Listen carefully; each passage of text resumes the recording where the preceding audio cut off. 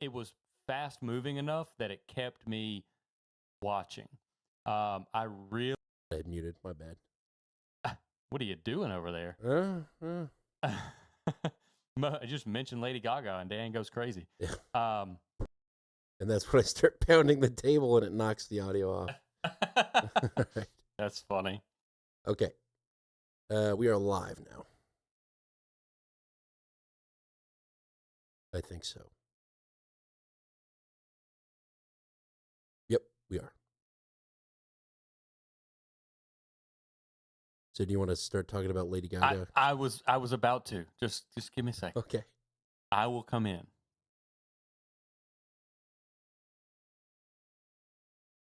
But I liked the Lady Gaga song. I thought it was more upscale from what you have seen at other Super Bowls, and I appreciate that. I thought it was a good production. I mean, I don't care that I can't understand the lyrics. I like the kind of music. I don't hate. I've been to Miami. I've had a good time. And if you just are interested in lyrics, maybe go listen to some spoken word poetry or something. But yeah, I didn't mind it. Yeah. I get the outrage. I get it. But Puerto Rico is a territory, people. It's an American territory. So yeah, I think the real message should have been, yeah, we own it. Thank you for entertaining us. Owned island. You lesser thans. Yeah, something like that. I don't get it. I don't fuel the culture war at all or anything like that. That's all it is. It's a commercialization of the culture war. And it wouldn't have been that big of a deal if TPUSA hadn't made it that big of a deal, I don't think. Hold on, I don't think you're coming through on the recording. What was I recording then? Yeah, I think the real message. Yeah, it was just me. Fudge. Oh no! What is it that we're going to talk about this week that they don't want us? They Destiny don't want you to hear. Does not want us to talk about? Right? Can you talk? Can we hear you? Check. 1 2 1 2 1 2 3 1 2 3. Everything but Audacity can hear you. That's awesome.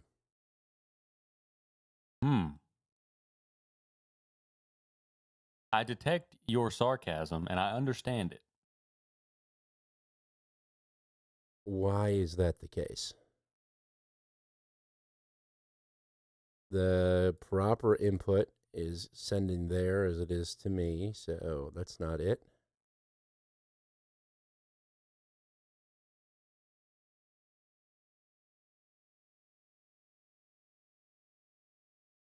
No. Okay, I'm going to restart Audacity. This is fun. Everyone was talking shit on NA in the chat. And then just as they're like, MMO is better. Then just as they said that, everything went to hell. Okay. Well, we have our first suspect then. We are being sabotaged by Adam Curry. Talk so I can see if we're getting picked up. Talk. 1 2 1 2 1 2. Talk. I'm talking. I talk a lot. I like to say things with my mouth. You're getting picked up. Okay. So do you want me to do the Lady Gaga bit again? Yeah, do the Lady Gaga bit again. But I like the Lady Gaga piece. I thought it was more upscale than pieces of previous Super Bowls, and I can appreciate that. I don't have to understand the lyrics. I'm not looking for poetry. I like the beat. I've been to Miami. I've had a good time. I don't mind the music. And Puerto Rico is an American territory. We own it. So we own it. What's the problem? But I do understand. I understand. It's the 250th. It's the Super Bowl in America's 250th year, if I'm not mistaken. Yep. So this should have been a celebration of America. You could have had Bad Bunny representing an American territory, but it should have been a very patriotic event if the NFL knows where their bread is buttered, but they don't care. Their bread is buttered with the American people, and the American people are going to tolerate this, and the NFL knows that. So they get to cater to their progressive market that they're trying to capture more of, which may be why Seattle won. But they also know that their base market is going to tolerate whatever they do. If the base market wasn't going to tolerate the NFL, then the moments after the George Floyd riots would have spelled of the NFL. Didn't. So they can do whatever they want to. And, you know, a lot of people just like to complain, especially online. So everybody, it's a win-win. It's a win-win. If you're really upset about it, you're in the minority because most people don't actually care. They just like to complain. And the other side is they get to claim a win. Well, look, we're sticking it to the MAGA movement because Bad Bunny's brown. Yeah, it is kind of, and that's going to be, I think, the theme for the rest of the year too. Is it's America's 250th. Let's talk about how much America sucks. Yeah, we hate it, dude. Yeah, we hate. It's the worst. 250 years of shame. First the Indians, then the blacks, now the Mexicans. What are we doing? Yeah. But, you know, the TPUSA thing, I watched them both after the fact. I didn't watch the Super Bowl while it was going on. I didn't watch any of the game, even though I love watching football. I enjoy the game itself. But I watched the TPUSA thing after the fact, and it didn't do it for me. There's no production value other than some pyrotechnics and moving your camera around erratically when Kid Rock comes out to lip sync one verse and one chorus of one of his songs.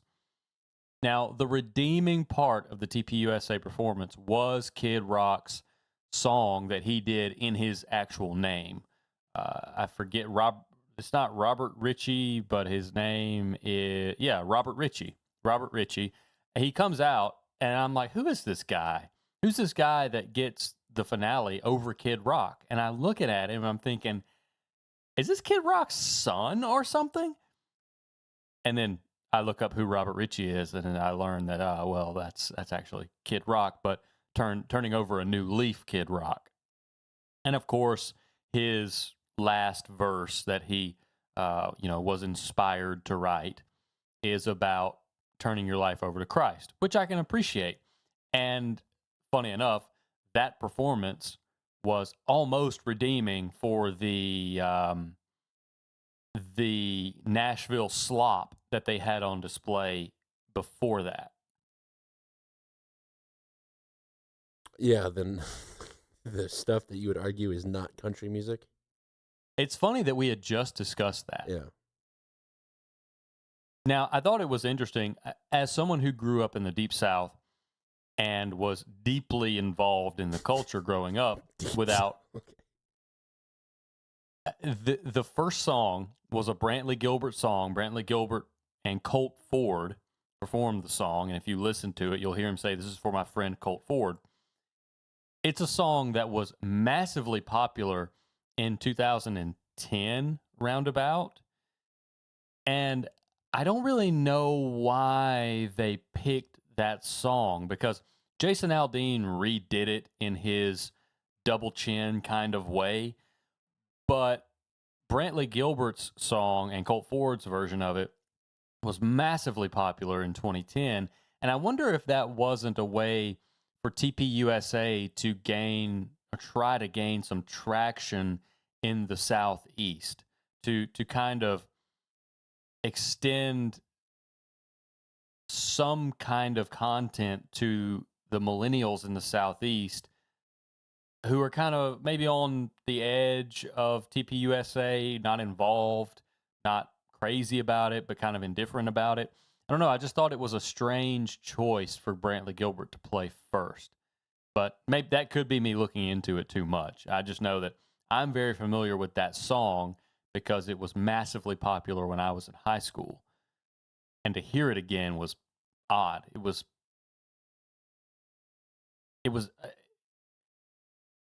lip service to a demographic that I don't know exactly why TPUSA is doing lip service to. Yeah, evidently they're claiming success. Their channel got 1 million+ subscribers after the Kid Rock show, believe it or not. So I thought when Kid Rock performed at the RNC, everyone would be like, this guy can never go anywhere near a stage again. But, I mean, Well, just mockery if it fuel. wasn't just mockery fuel. That's all I can if say. if it wasn't lip synced, and I don't think his last song was, it was well done. But the song he sang coming out as Kid Rock was awful. Clearly recorded, clearly studio recorded. He would hold up his hand with the microphone in it in the middle of a verse, and you don't get any break in the audio. It was very obviously a recording. It's Kid Rock, baby. It doesn't give any Fs, dude. No Fs given. Right. Yeah. Of course. I used to work with a lady that went on, she was such a big Kid Rock fan, she went on like a Kid Rock cruise. It's like where you're like a fan of somebody, you go on a cruise that they're on, and they probably perform every night or every other night, I don't know. But I'm sure that was a party. Yeah, she said she was in a music video of a Kid Rock song, and I was like, oh, what's the song? It was literally just a promotion for the next year cruise. Yeah. So I was like, oh, that sounds like fun, Kathy. I'm sure you can't wait to go again next year. I know a girl who's such a big Kid Rock fan that she named her son after Kid Rock's hometown. Really? Do you know what Kid Rock's hometown is? Detroit? Flint, Michigan. Oh, I knew it was Michigan. I didn't know. Flint. Wow. Well, very proud to tell you that name was chosen because of her fandom for Kid Rock. I hope he becomes an Eagle Scout and can start a fire with a name like that. Yeah, that'd be cool. I think he probably will. Yeah. He and his cousin Swedish Sparking Steel. Yeah. Yeah. All right. For not talking about the Super Bowl, we sure did talk about the Super Bowl quite a bit. Well, hey, that's okay. It's not as much as you think either because of the technical difficulties in there. Right. With that being said, did you see the ad? There was a specific ad that stuck out, and perhaps you could guess which one it was. Yeah, it's the Lost Dog ad from Ring using Amazon Sidewalk. Not that one. What? I'm talking about the Stop Jewish Hate ad. Oh, yeah, I just passed over that one. Yeah, there's a kid walking down a hallway, and everyone's making fun of him. He pulls off his backpack, and somebody had put a sticky note on the back of his backpack that says, "Dirty Jew." Very subtle. Like that's happening. And it was poorly received. Twist, it was another Jewish kid. Yeah. That's fun. That would be funny. Yeah, we're so discriminated against. Look at this. Just today, somebody put 40 beheaded babies in my locker. God. I just sent you a Twitter link for the Ring ad. If we could listen to that, and you could even probably play it on the stream. I need to pull up a signal on the computer here. Might be a little bit more difficult then. I can email it to you if that's better. Send it via electronic mail, sure. Yeah, so that was funny, and the Jewish community was upset because it portrayed Jewish people as timid and weak, and there's this, again, more culture war stuff. But there was the keystone of the ad was it was a black kid that covered it up with a blue square, which is now yes, the classic black Jew unity. Right. So the if you recall during George Floyd riots, people were posting the black square on Instagram in support of George Floyd. So now the Jewish people have paired themselves up with the oppression of black people and are now wanting people to post blue squares. So you're supposed to post a blue square Mm. to show your support against anti-Semitism. You need to be Mm. pro-Semitism. Yes, pro-Semitism. Yeah. Yeah, I mean, that makes me pretty confident in my prediction about what might happen here before the middle of the year. You get people primed up to post that blue square. Maybe they download the blue square, but don't really post it because there's no real pressure to post this. But what if there was? Pressure to play. Oh, yeah, the right-wing groups going around and all of a sudden attacking Jewish people. I remember that prediction. Mm-hmm. That'd be something, wouldn't it? I hope it doesn't happen. I don't want anybody to be hurt, but I can't withhold my what I think is on the table in front of us just because I don't want it to happen. Right. So I got your link here. Pull this bad boy up, see what it's about. Holy smokes.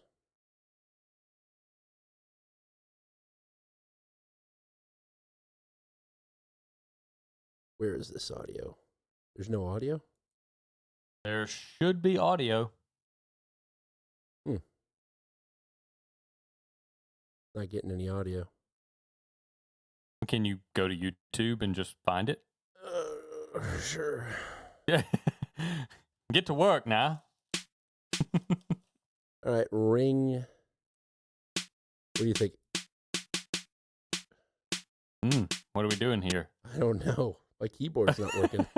Everything's broken. Ring Lost Dog. Yeah. Commercial. Got Super Bowl. I'm sure there can't be more than one of these. This is Milo. Pets are family. But every year, 10 million go missing. And the way we look for them hasn't changed in years. Until now. One post of a dog's photo in the Ring app starts outdoor cameras looking for a match. Search Party from Ring uses AI to help families find lost dogs. Since launch, more than a dog a day has been reunited with their family. Be a hero in your A dog a neighborhood day. with Search Party. Available to everyone for free right now. Join the neighborhood at ring.com.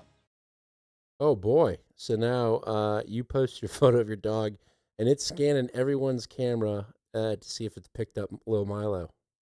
Undoubtedly using the Amazon Sidewalk feature that we discussed 3 months ago. Yeah. Well, yeah, about that time. I have a Ring, as you know, and it started giving these like AI video analyses, so of what it's seeing in real time, and mostly it's capturing my neighbor backing out of his driveway in the morning, and it says black car backing out of driveway. But it caused me more consternation than what it's worth. It'll say person with something in their hand approaching the door. And that's Wait a minute. It'll give you the color of the car, but not the person? right. Right. Brown person with something in their hand approaching the door. Oh no. Or the other day it said person bending over on porch taking package, and I'm like, oh god, someone's stealing our package. And There's two people. Well, I open it up and it's Elise. She's grabbing the package off the porch.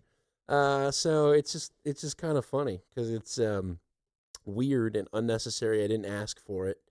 And good news, it's only a free 30-day trial that I didn't sign up for. It just turned on to say, hey, look at this feature. Yeah, well, there were features during our Amazon Sidewalk show. Well, it wasn't a whole show, but it was a segment of a show. You went and found that the Ring features that enabled Amazon Sidewalk were opt-out, not opt-in. Yep. And that sounds a lot like your AI brown person detector. Right. I mean, everything they need, when they need to do it, they'll just make a new thing that I have to opt out of, like organ donation. Yeah. Through Ring, yeah. Did you know that you're enrolled in the organ donation program when you buy a Ring doorbell? That's right. If you're dead or near dead, we can harvest your organs.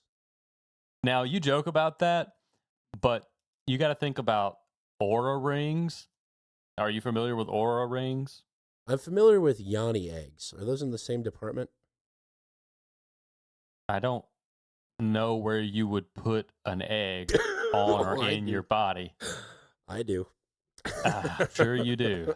Well, not my body, but you know. No, Aura ring is a ring you put on your finger, and it gives you biofeedback through an app. Oh, And I can imagine eventually having to opt out of medical elections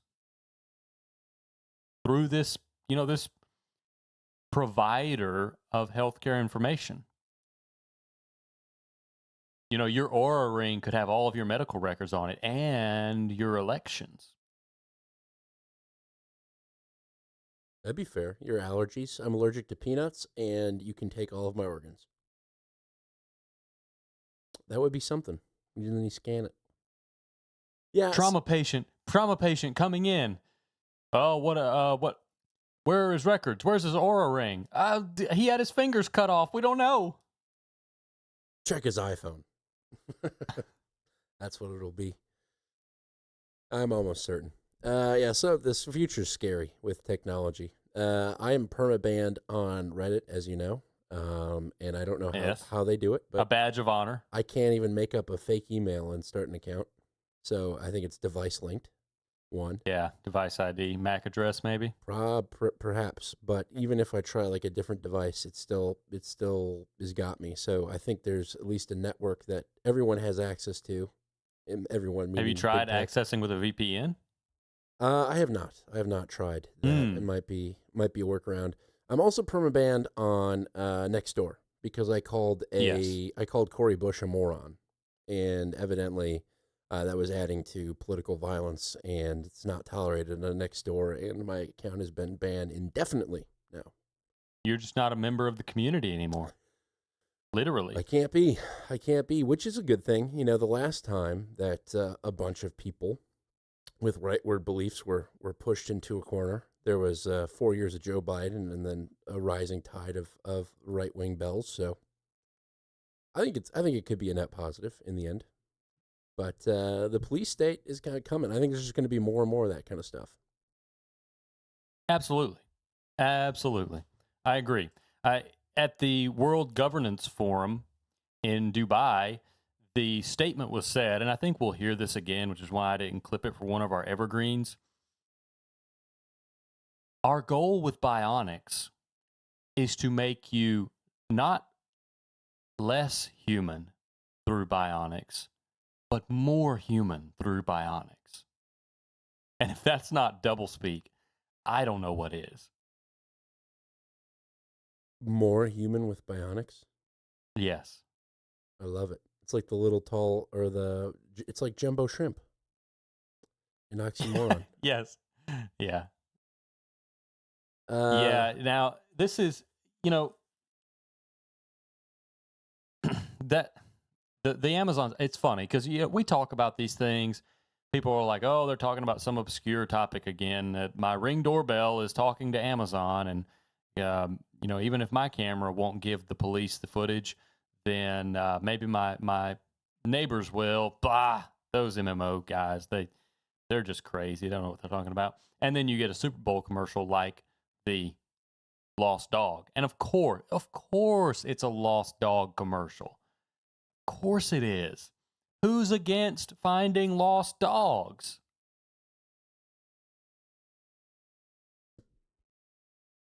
You accept it because that's the community good, and then there's all the other implications behind it, but you don't focus on those implications. You focus on the good. Right. Yeah. Yes, of course. And we also have a story that Savannah Guthrie's mother's Nest camera was accessed through a back end by law enforcement, which, of course, that's a good thing. It's allowed us to catch some poor Mexican who obviously did this, even though we haven't found Savannah Guthrie's mother. Can't you tell? He's got a mustache in the Nest video. That's him. I did see the photo in question. Guthrie Nest. And first of all, she's using Nest, so she doesn't get any of the benefits of the Ring doorbell. She's probably not even an organ donor. Probably not. Yeah, he's wearing a full mask.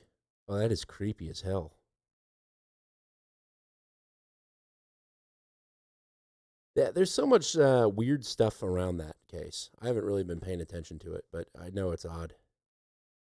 I don't know how to feel about it. I haven't really had any inclinations around it because I'm sure you can find out who Savannah Guthrie's mother is if you really wanted to with social media and online presences. So there could be no foul play at all. It could be pure coincidence. There's a chance that the guy just targeted a house, and there are people who aim specifically to harm elderly women. That's a fact of life. It wouldn't be the first time that an elderly woman has been targeted. So I don't know. I don't have any. My gut doesn't tell me one thing or another. I mean, I hate it for the Guthrie family. It's an awful thing, and I can't imagine what. But I don't have any. Nothing's. It's not that nothing seems fishy about it. We've kind of been programmed to think by default things are fishy, especially when they happen to high-profile people. I don't know that I get that from this case. Yeah. I don't know enough about it to really talk about it, but outside of all the cultural buzz, what do you have that's going on in the news?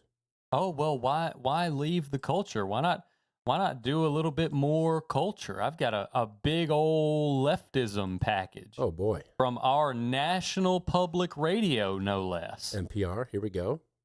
NPR podcasts, and this is a honker now. There's a lot of clips in here, but we'll get through them. Hopefully we won't take too long for some of our listeners, but we will get through them, and I think they will all be adequately entertaining.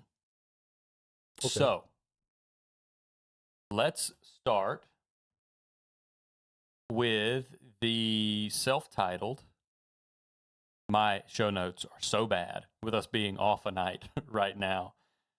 This is Leftist Gym Culture, NPR. Oh, right. Today, I have a very special guest here with me, Margaret Serino. Hi, Brittany. Marge is a producer over at Life Kit, but Marge, you also have a side job, right? As a CrossFit coach? That's correct. To be honest, I just like yelling at people and telling them what to do. That's fair. I can understand that, yeah. Yeah, the main draw for me. I am a jock for the record, but not like a self-serious one, if that makes sense. I'm more of like a lifting weights in my acrylics kind of person. But my algorithms don't know this, so I do get a lot of gym-adjacent people and their content online. And like the thing about gym culture, it has a lot of politics wrapped up in it. Politics about bodies, of course. But I also feel like the bro-y side of gym culture skews towards right-wing politics. I don't think gym going is inherently right-wing.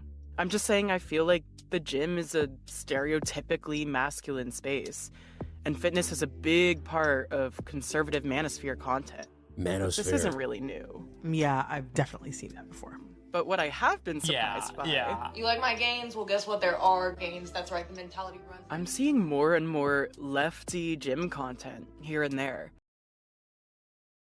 Oh, boy. Okay. They're reclaiming the space. Yes. They're reclaiming their time. I mean, their space. Yes, they're reclaiming the gym space. We need a more gender neutral name for the gym, though. Can't be the gym. The Jane. The Jane. I'm a CrossFit coach. I like to yell at people. I go to the Jane all the time. Dude, that's the state of the world right now. I fully see that as a possibility. Ever since Herstory came out, I'm like, yep. Okay. Our second clip, and I thought they would bury this. I didn't think they'd give us this gift so early on, but they're going to use some cool terms. And here's one really interesting thing I heard. What a swoletariat is a person that lives with class consciousness in mind, understanding that. So that's from the Instagram of Angel Gonzalez. They're an activist, content creator, and a self-described member of the swoletariat. Hold on. I want to break that down. So that's a combo of swole, meaning like, super muscular, like jacked. Correct. And proletariat, meaning member of the working class, like in a Marxist way. Yeah, swoletariat. Okay. I called Angel up, and they said they first saw this term on a niche Reddit page called r/swoletariat.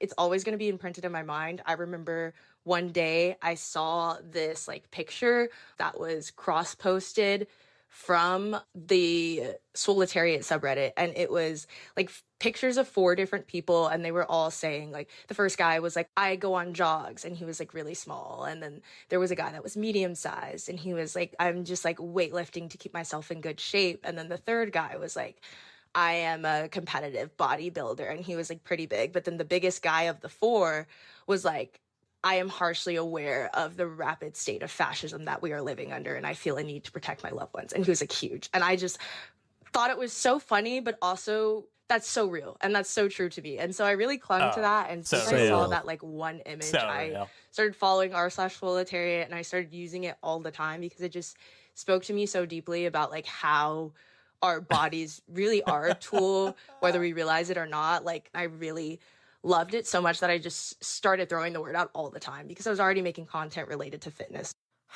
This lefty gym content, I feel like I also see this with Hassan Piker. He's a really popular leftist streamer who's also very into the gym. And when I spoke to him last year, he didn't really seem to connect that with his politics, but other people definitely, read it as an alternative to a lot of the more conservative manosphere gym content that you were mentioning.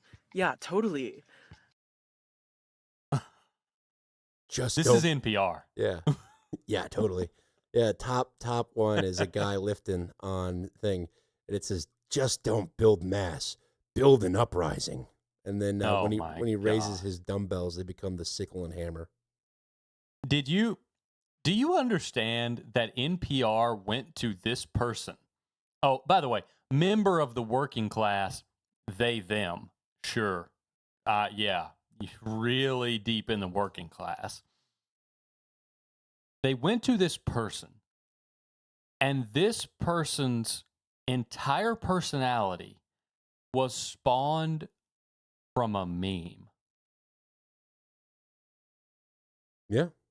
Can you imagine this is where I belong. National media company calling you because of something you're interested in, and them saying, "What, Dan? What got you so much into Lady Gaga?" And you said, "Well, I was just browsing r/Piano Man, and I saw this meme about Lady Gaga being the perfect piano man, even though she's a strong woman, and it just stuck with me.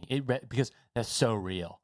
Can you imagine that? Can you? I don't even understand the headspace that a meme can launch you into something that changes, that becomes your personality.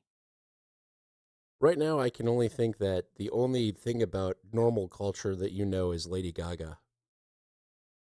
Because that's about the 3rd time you've referenced her. Well, you just like her so much. I thought I'd do you a favor. She screwed us good earlier on the recording. That's for sure.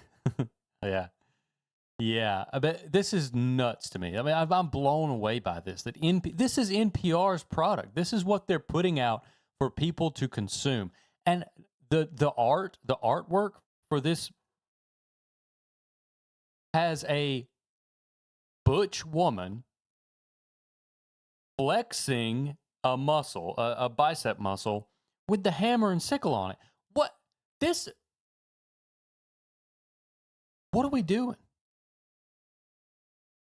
We're calling out right-wing shifts while actively promoting and celebrating people that are promoting an economic theory that has killed millions, because the base of it is revolution, which is killing millions in order to implement a system of collective ownership that fails every time. It has to be restarted with a revolution. I'm speechless by this, and I had to bring it, and I cut a lot of it out.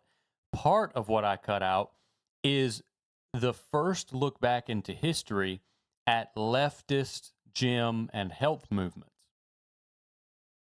and they discuss the Turners in Germany. So I want to give you a quick tease of this segment, and if you're interested in it, you can go to the show notes, watch this entire abomination of a video of content, and learn what they have to say about the Turners in Germany. So this is German revolutionaries tease. I don't know. I'm wondering, like, do you think all that gymnastics like helped the Turners fight the Confederates? Like, did that factor? I wasn't there, but I don't think it hurt. I think you could be right about that.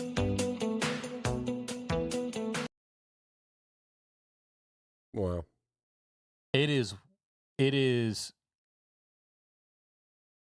It's hard for me to fathom sometimes how underappreciated our podcast is.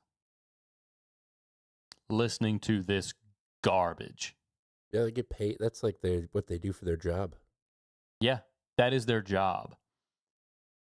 Now, you'll notice that she mentioned the Turners fighting Confederates. I have shared this with you before. They're discussing the 48ers who came over from Germany after failing in their revolution in Germany, turned around, fought for the Union in the Civil War. So they're championing a group of people who fought for a socialist revolution, lost, then came to America to kill Americans after they had just came here as refugees. And I know, okay, wow, whoa, big deal.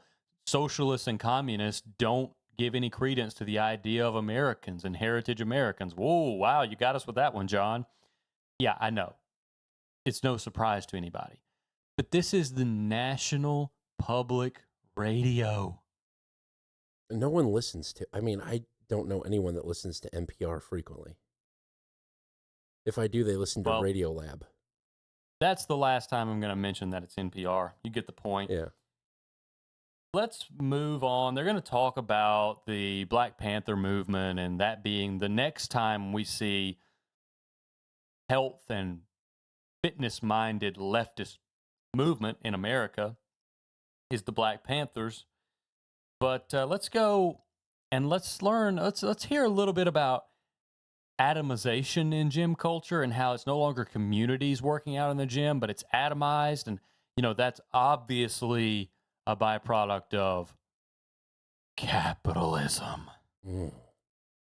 I feel like this community aspect that we see with the Turners and during the Black Power movement is pretty different from contemporary fitness culture.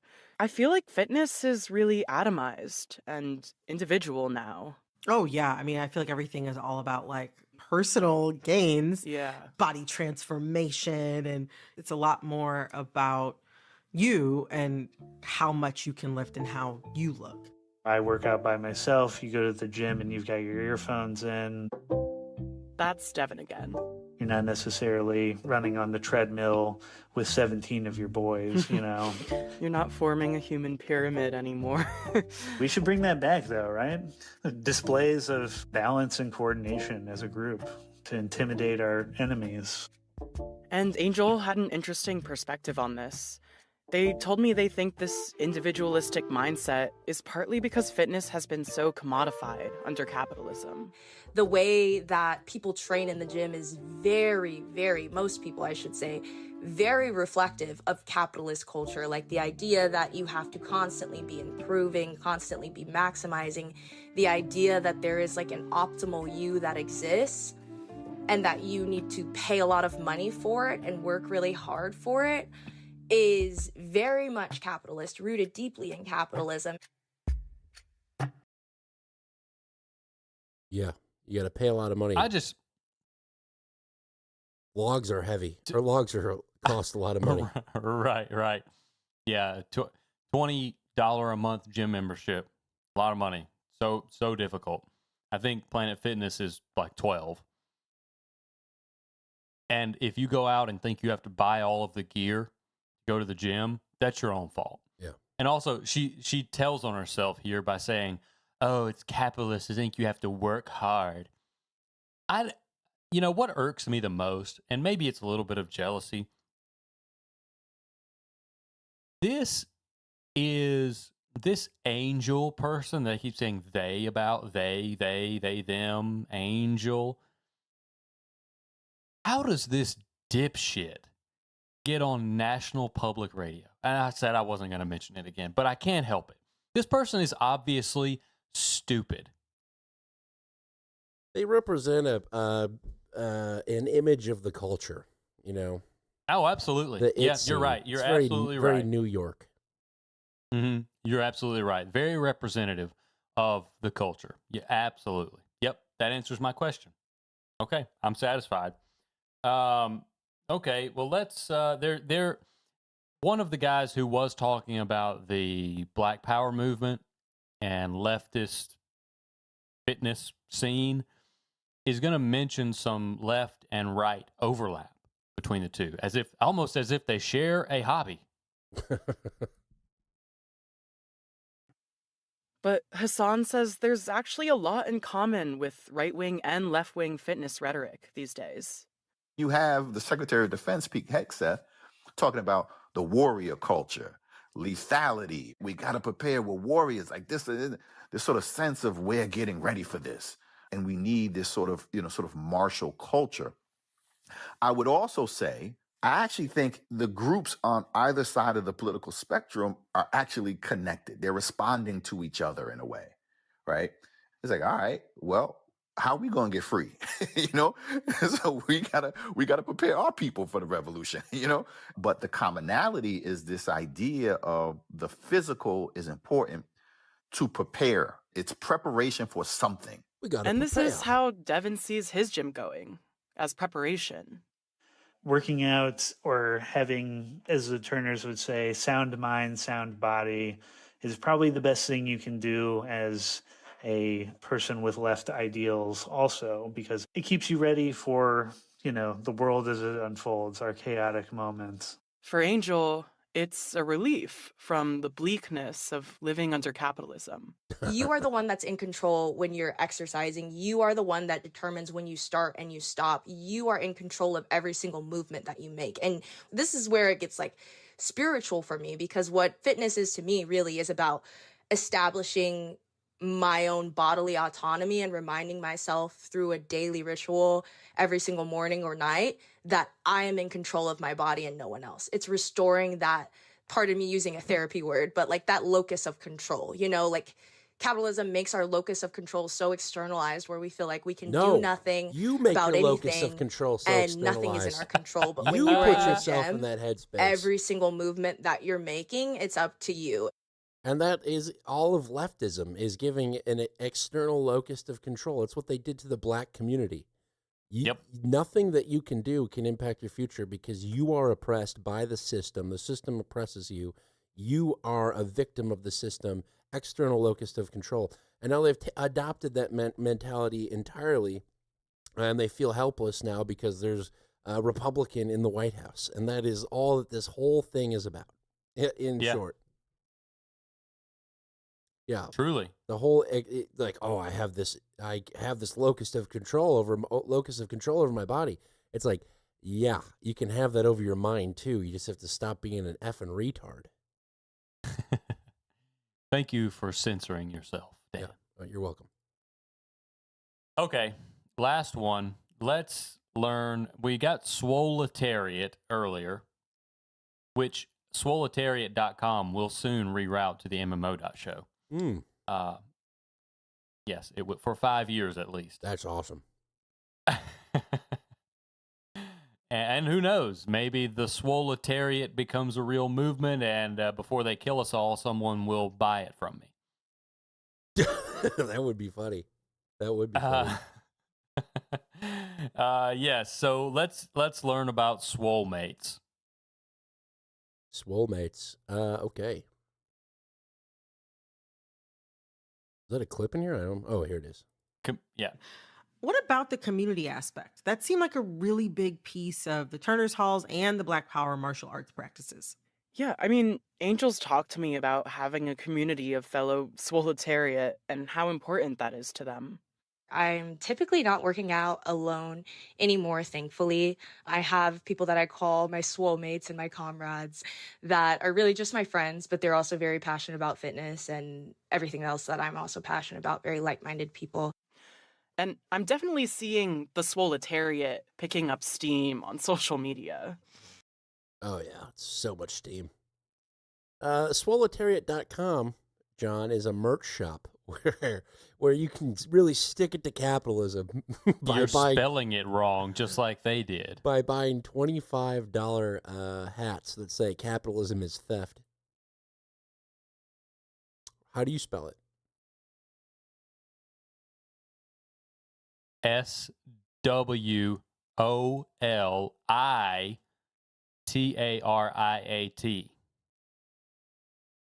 Well, no one's ever going to visit that website now. We missed the mark. What do you mean we missed the mark? I mean, no one's going to put the I in there. They're all going to put the E. Because they're dumb? Yes. Do you think these people are smart, the people we're listening to?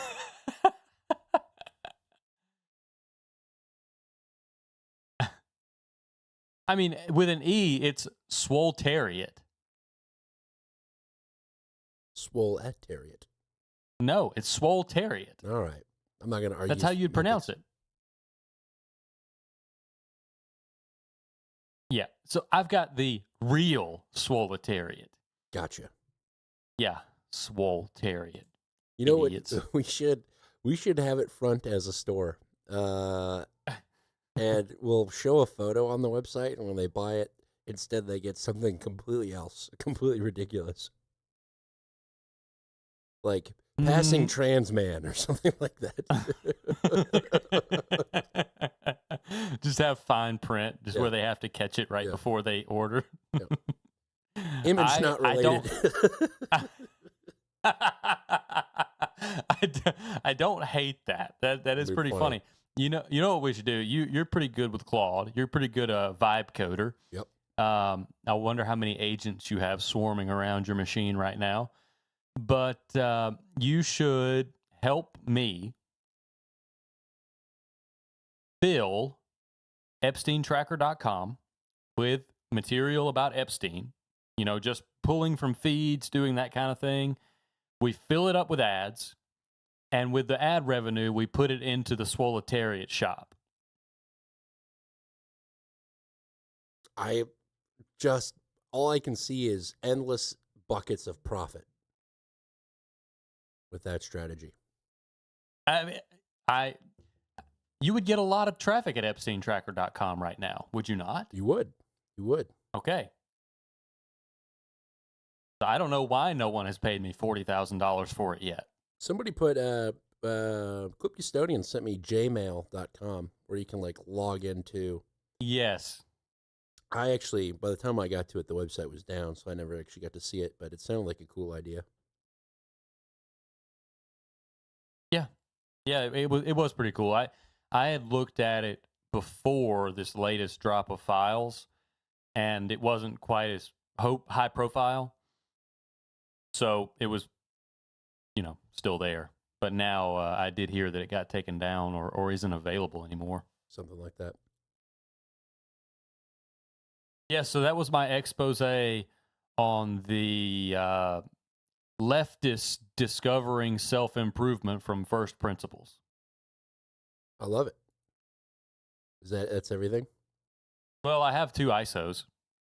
We did skip a few clips just for the sake of some of our older listeners. Brevity. But, yes, enlightening ISO. This was so enlightening. I just wonder what she thinks that word means. That's not even worth thinking about. And My then pleasure. so welcome. My pleasure. My pleasure. My pleasure, Yeah. fellow swoletariat. Yes. That's so good. It's so just absurd. It is indeed. And I could see an outfit that was privately funded and explicitly communist publishing something like this. But NPR isn't privately funded, even though they are explicitly communist. But I don't want to go on another this is National Public Radio, mister, rant. So we'll move along. Do you have any commentary on anything else Epstein that's been going on? Because at this point, I am completely glazing over when I see Epstein anything. Yeah, it's, again, one of the things where I pay attention to it. I hear what other people are talking about it. Apparently, Massey has a USB filled with stuff, I heard.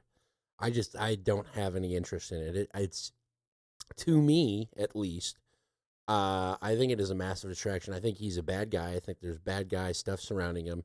He's probably intelligence, but I am not the one that's going to speculate for hours on it and talk for hours on it. That's like a different show entirely. Yeah. So go listen to Mike Ben's Curse. Right. I just don't have the energy, time, or desire to look into it further. But I do think ultimately it is a massive distraction. From who and by who, I don't know. It's so convoluted at this point. Yeah. And But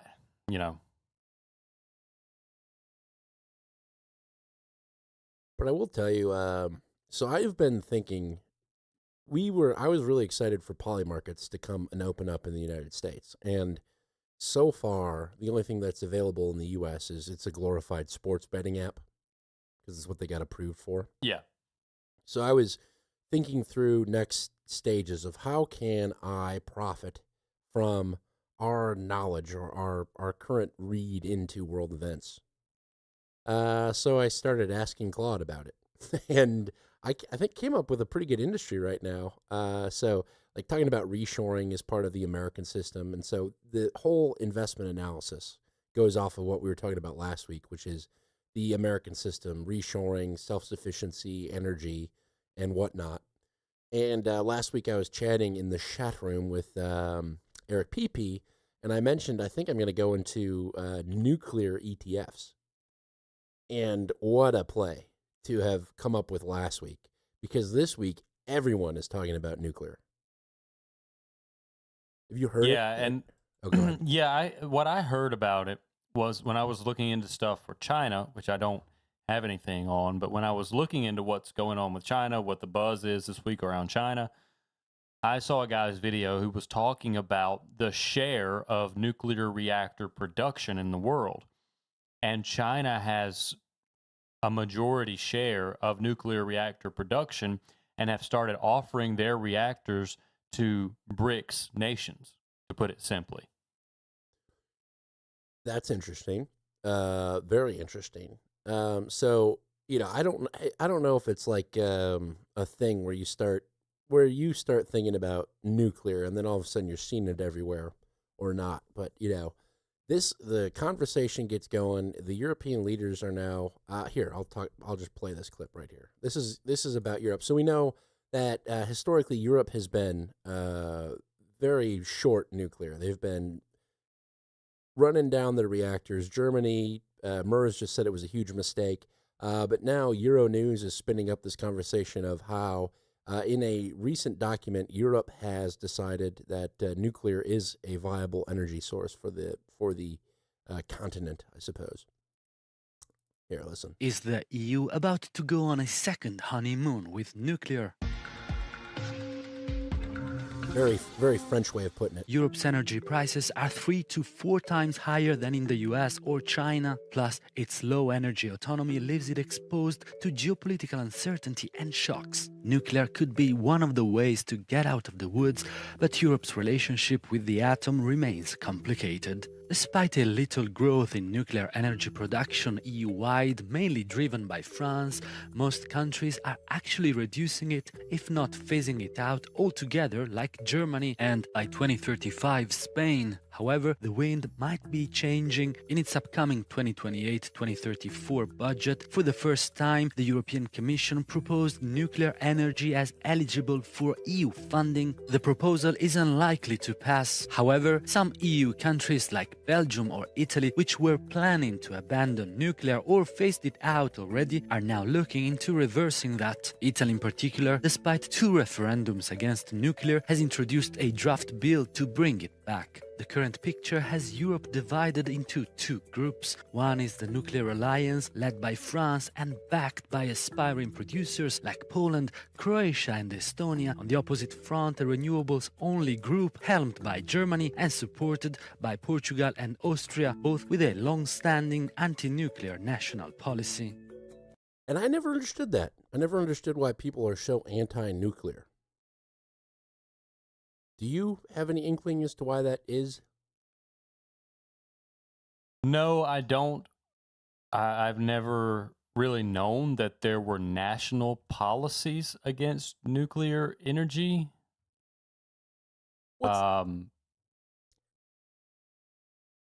It's become a culture thing because, you know, the left in this country has historically been anti-nuclear as well. A lot of European countries were phasing it out. Again, now people like MERS are reconsidering, saying it was a grievous tactical error, and we should not have done that. But with all this talk, I'm watching CNN and an ad comes on, and it's this history documentary that they're going to release, and it's called Meltdown, the Chernobyl Nuclear Incident. And it's funny because I remember in 2019, there was chatter about potentially bringing nuclear back online. It was part of the Trump agenda. And then HBO releases this show called Chernobyl about the Chernobyl nuclear. So anytime nuclear gains traction, there's like this propaganda, as Weirdo points out, surrounding it that tries to push it down. And so, you know, now Europe is considering it. And you remember when we were talking about how Europe pretty much wanted to push Russia outside of the Black Sea. That was the big play with why getting back Crimea was so important to them. But then, you know, the PFK stood down in Turkey, and that trade route opens up through Azerbaijan and Armenia to the Stans, all the Stans. And we were saying, well, what do the Stans produce? You know, what is over there? Uranium. So, interestingly enough, J.D. Vance just landed in Armenia, and it was historic because he was the highest-ranking U.S. official to ever officially visit Armenia. No president or vice president sitting has ever visited Armenia, which is interesting. So before we get too far, the anti-nuclear movement peaked in the 1980s after the 3 Mile Island incident and Chernobyl. And that's when European nations started having protests about shutting down existing nuclear facilities, and they implemented these national policies banning nuclear facilities. Could you imagine? I mean, just imagine that. If, the Hindenburg went up and the Europeans were like, you know what, that flight thing, no, we're not doing that. We're done. Yeah, that's too dangerous. Yeah, exactly. Ralph's excited about this topic. So I turned on the news to see what people were talking about with Vance going to Azerbaijan and Armenia, and every single story goes like this.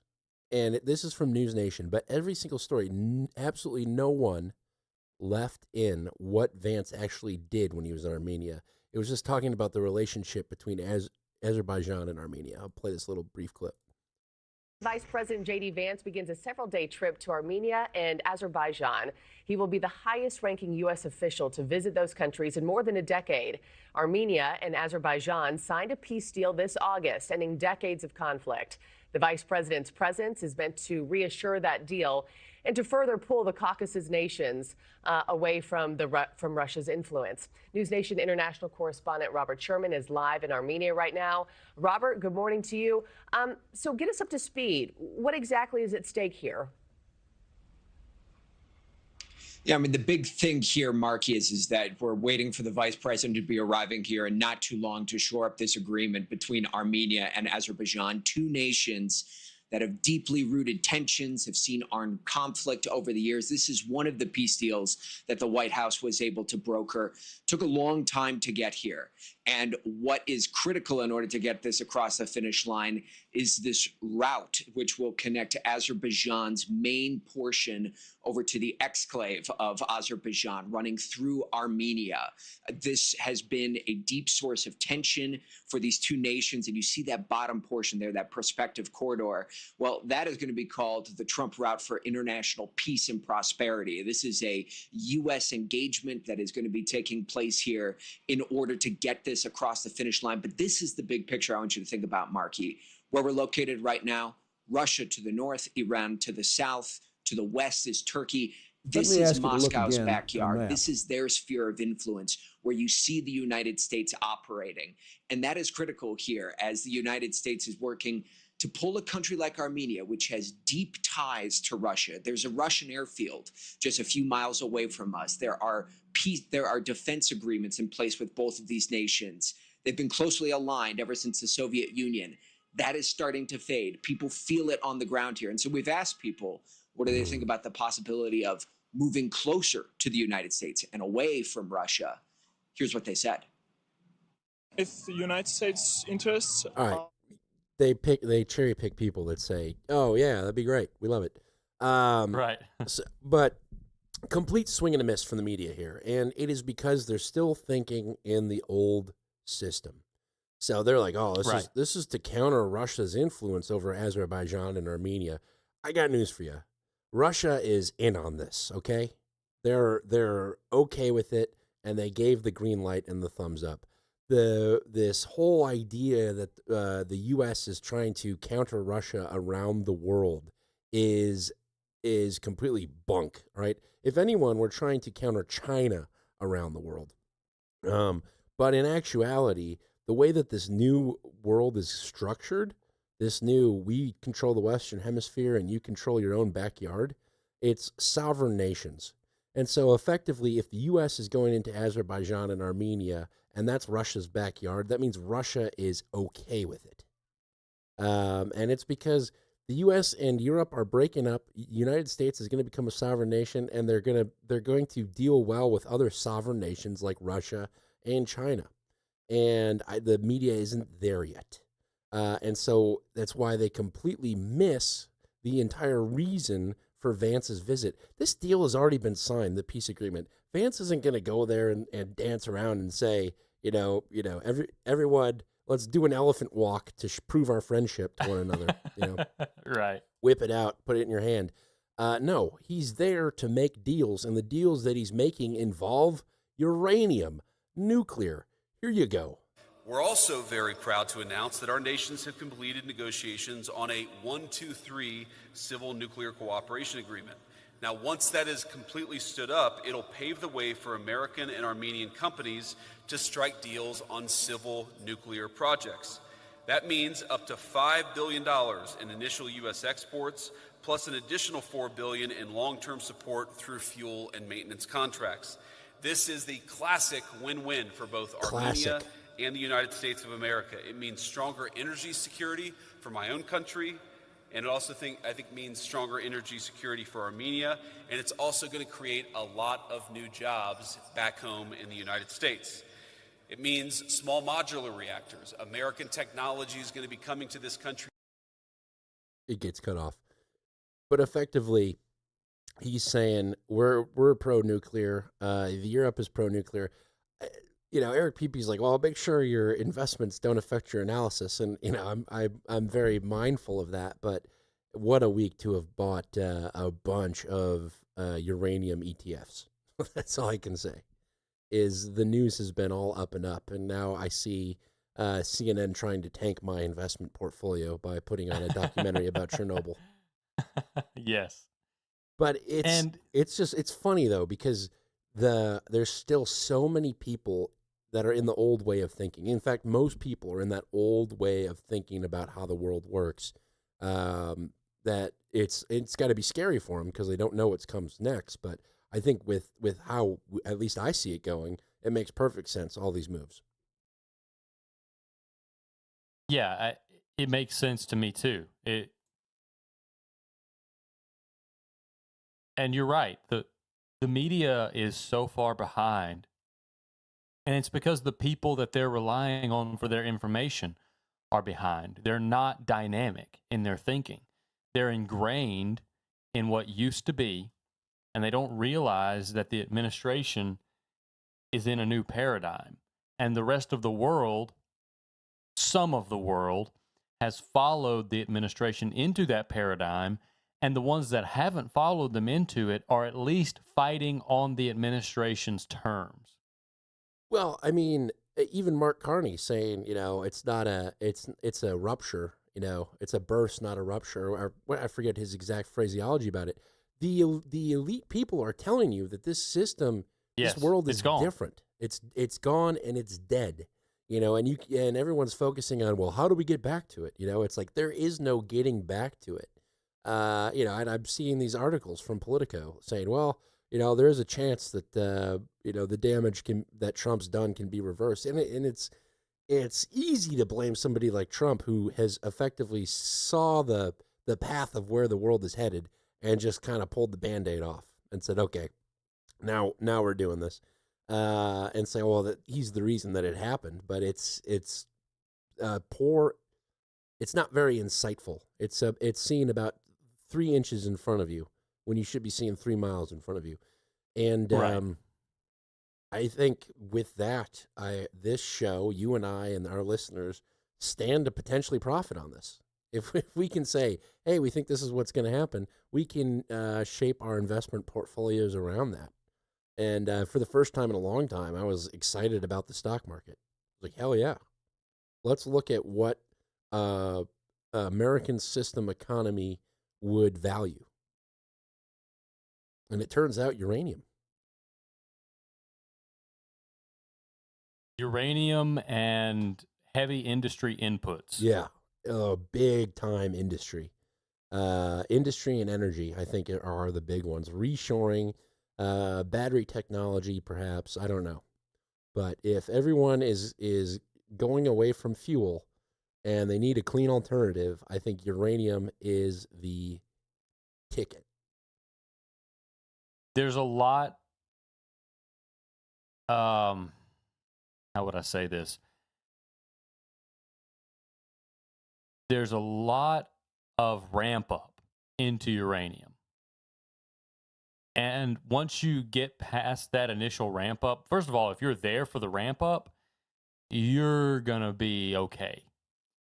But once you get past that initial ramp up, you'll really start to see some price discovery back and forth. How much capacity are we actually going to get out of these plants?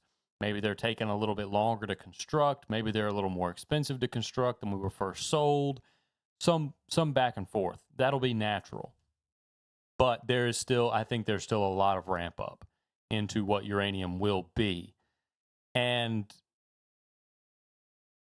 I think you're right. I think anytime there is, and we pointed this out a few shows ago, with the flight into precious metals, that was indicative that some major players, whether they be institutions or major companies, they knew that this was all changing. And they look for places to stabilize value while things change. And the interesting thing, this was not everyone is back out of silver, and it won't be a 1-for-1 value exchange when everyone who went into silver as a holding pattern comes out of silver or gold.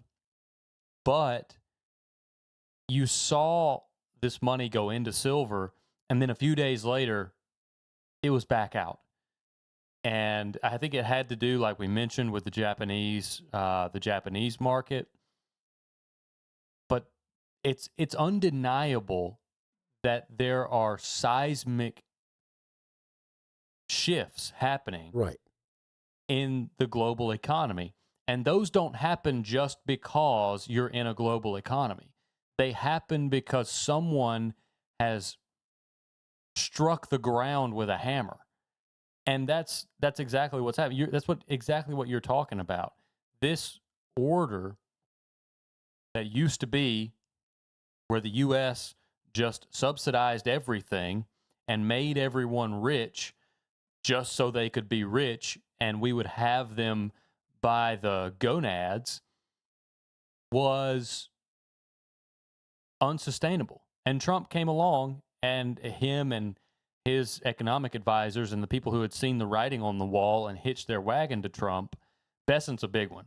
Bessent saw what was happening. Yeah. I think he has seen this for a long time. He went to Trump when Trump got elected the second time, and he said, look, this is what you have this is what you can do if you want to do it. And Trump said, sign me up. You're hired. And he's been carrying out that plan. So you're absolutely right. The old system of American subsidies floating the world's status, and by the world I mean Europe mostly, is done.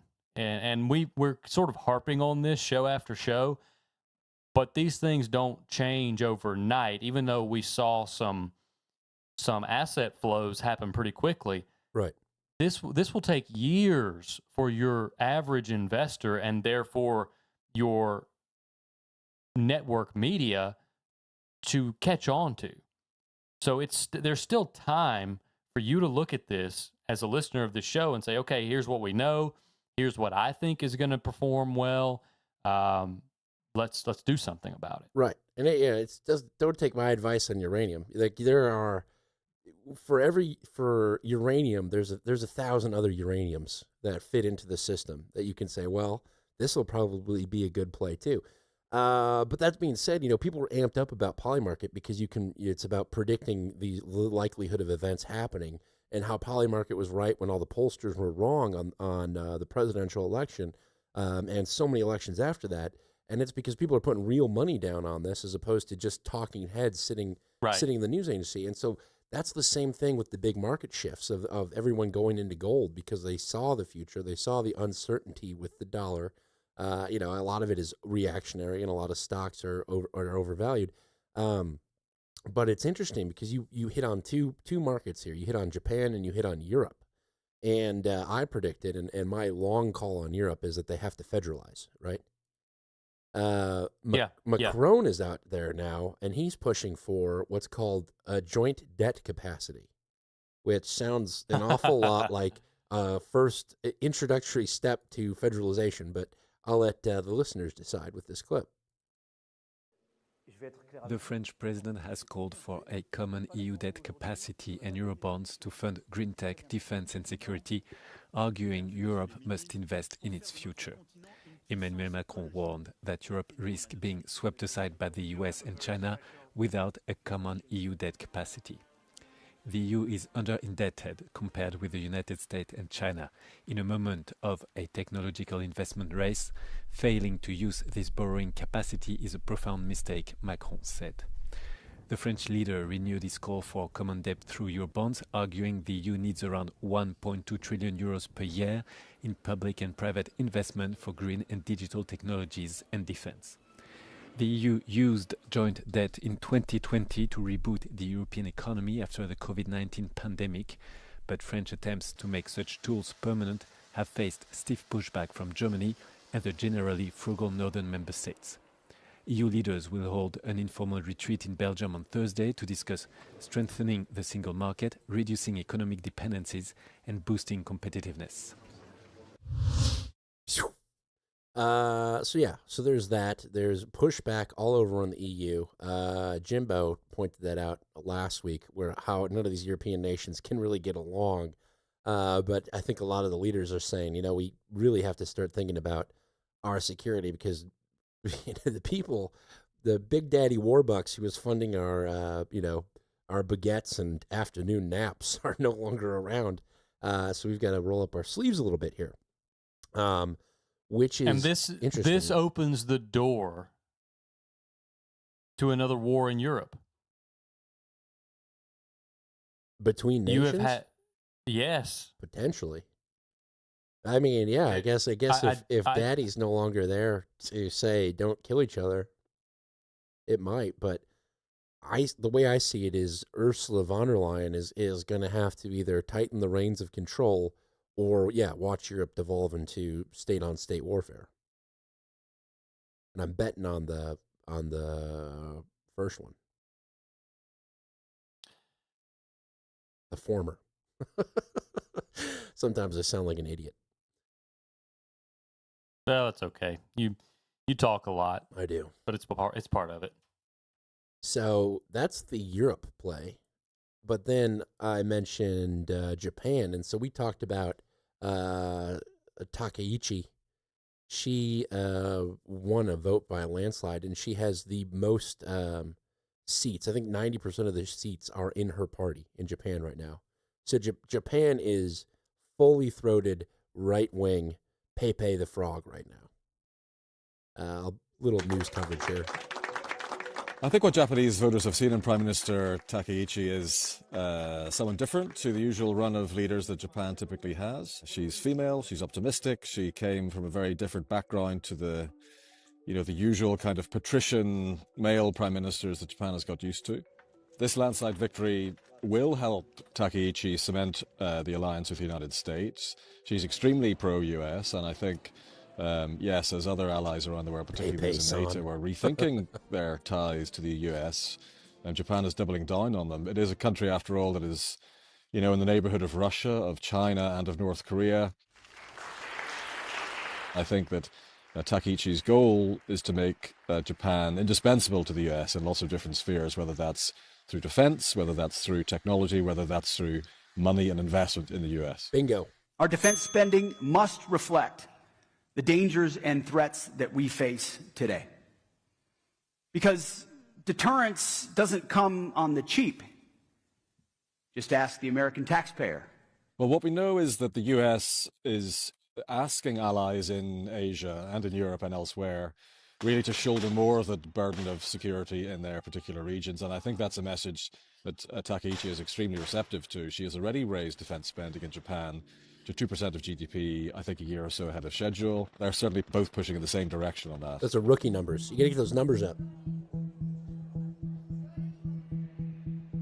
Yeah, so there you go. She wins a landslide victory. She wants stronger relations with the U.S., and she comes out then and delivers this speech on her constitutional reform that she wants going on in Japan right now. So, long story short, post-World War II, Japan is kind of strangleholded by the U.S. They agree to a bunch of stuff, not having an army, not having this or that, and it's written into their constitution, actually. So Takaichi wins, and now she's talking about switching that up. So they're going on the offensive. On the offensive. As someone who firmly believes in the underlying strength of Japan and the Japanese people, I will step forward together with all our citizens toward new challenges. The Constitution expresses the ideal form of our nation. With a clear vision of Japan's future, we will also advance the challenge toward amending the Constitution. The future is not something that is simply given to us, it is something we build through continued efforts and challenges, each and every one of us. Listen to this part. We will move up the timetable for revising the 3 strategic documents and fundamentally strengthen our national security policy. A nation must defend itself with its own hands. No one will come to the aid of a country that lacks such determination. We will steadfastly protect our nation's peace and independence, its territory, territorial waters and airspace, and the lives and safety of all our citizens. A country that does not take on challenges has no future. Boom. So she basically says God helps those who help themselves. And by God, in that analogy, she means the United States. And so Japan is going to be the Taiwan defender, or a large part of Taiwan's defense, I believe. So, and the money part, I think, is interesting too, because in the old system, Japan was the finance. And I think moving forward, they could actually be the finance in the new system as well, in a sense. I haven't worked out that sense entirely, but I think getting countries like Japan, Russia, and China all kind of communicating, and even again there, she's talking about they're near Russia, North Korea, and China. North Korea is a puppet of China, and Russia is on the same team as the United States, in my worldview at least. So I think they're still missing the point here, but I think Japan's kind of angle on this is our first kind of western perimeter of defense.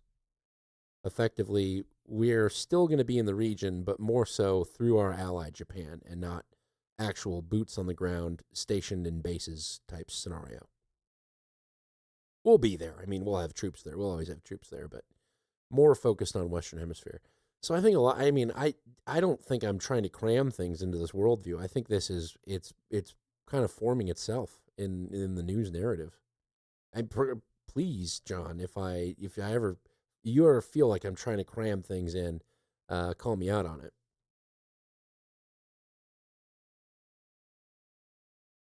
I don't. There's always a risk of that, but I don't see any hazard with it yet. I'm not so sure Japan is going to function as the lender in this system. If you think about the situation that led Japan to be the lender, it was extremely low rates and controlled inflation, coupled with economic growth, which is the entire pitch that Trump has laid out for his new Fed chair nominee. And if Trump believes that we can be like Japan in that regard, thank God. Then in that regard, then we may see the U.S. become the lender. Trump has always been uncomfortable with the level of debt, specifically with the interest that we pay on the debt, which is, I think, why he wants to get rates down, because he wants to refinance the national debt. Yeah, that's true. And he has argued recently that inflation, he's argued that economic growth does not inherently mean inflation has to happen. He was on Larry Kudlow talking about 15% GDP. And I think it's possible, especially if we start reshoring manufacturing. Like, I do too. We produce more steel than Japan for the first time ever. What's the difference in what we did with our manufacturing offshoring and having those factories bombed out in a war? Not much. Right. I mean, I've just been so optimistic for the future of the country that I haven't even been focusing on the culture war, which Trump himself is a part of, going out and calling Bad Bunny so terrible names. Or not terrible names, but just, say, oh, this is terrible, horrible, atrocious attack. I don't know why he puts his energy into that. Speaking of which, did you see the story about the Obama monkeys? Yes, I did. Did you see the video? I saw the video. I kind of just blew over. Like, it was in the news for a day, but then no one was really talking about it. And I think he gets a pass on that one because of the Olympics, honestly. You know, the walls of text on Instagram stories have faded away, and now people are saying, hey, it's Right. 70 degrees out. It's nice. Yeah. Here's a photo of my kid. And by that, I mean my dog, because I'm a 40-year-old millennial that never settled down. So interesting that the Olympics are going on because, you know, one of the first predictions that we made on this show, we started in a Winter Olympic year. And the prediction that we made was that Russia would invade Ukraine after the Olympics. And by after the Olympics, we meant the day after. And it happened. Russia went into Ukraine after the Winter Olympics. And I believe they were held in China that year. And Putin had met with Xi at the Winter Olympics. And Russia has a track record of doing things right after the Winter Olympics. They annexed Crimea right after the Winter Olympics before. So we predicted that they would make their move on Ukraine the day after the Winter Olympics ended. We have previously said that the shot clock on Iran was February 11th. Was it today or tomorrow? Today. Okay. Yeah, today. February 11th was the anniversary of the overthrow of the Shah and rise of the IRGC. Okay. Well, I think we were wrong about that one. But apparently negotiations are still going on. So with the Olympics happening, ending on the 22nd, I want to play an update clip on Iran, just in case something does happen within the month. This is Fox. It's a long clip, so stop it a minute and a half, 2 minutes in, wherever you feel there's a break or something to discuss. Okay. This is in the Iran folder, Fox-Iran negotiations long. Well, on a separate note, it's heating up over the Middle East. President Trump is set to meet with Prime Minister Benjamin Netanyahu after moving up his visit amid ongoing U.S.-Iranian negotiations. As you know, if the U.S. and Iran clash, they're going to go after Israel, too. President Trump now telling Axios he may send a second aircraft carrier strike group to the Middle East if talks with Iran fail, and we all know they are going to. The director of the Center for National Security at the Heritage Foundation and architect of the Abraham Accords, Robert Greenray, joins us now. Robert, what do you think Netanyahu tells the president? They got a great relationship, but they have a very direct relationship. A few weeks ago, he said, Mr. President, please wait. What do you think he's saying now?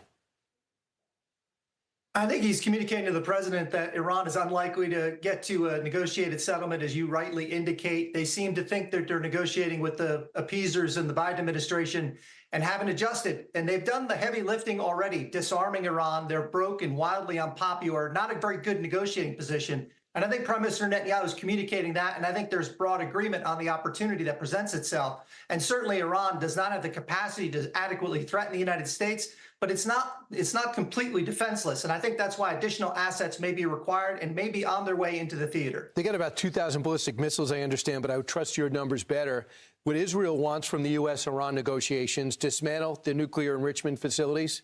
We've been waiting on that. Limits of Iran's missile program. They said it's not on the table. And the end of Iranian support for regional militias. They said they're not even going to discuss it.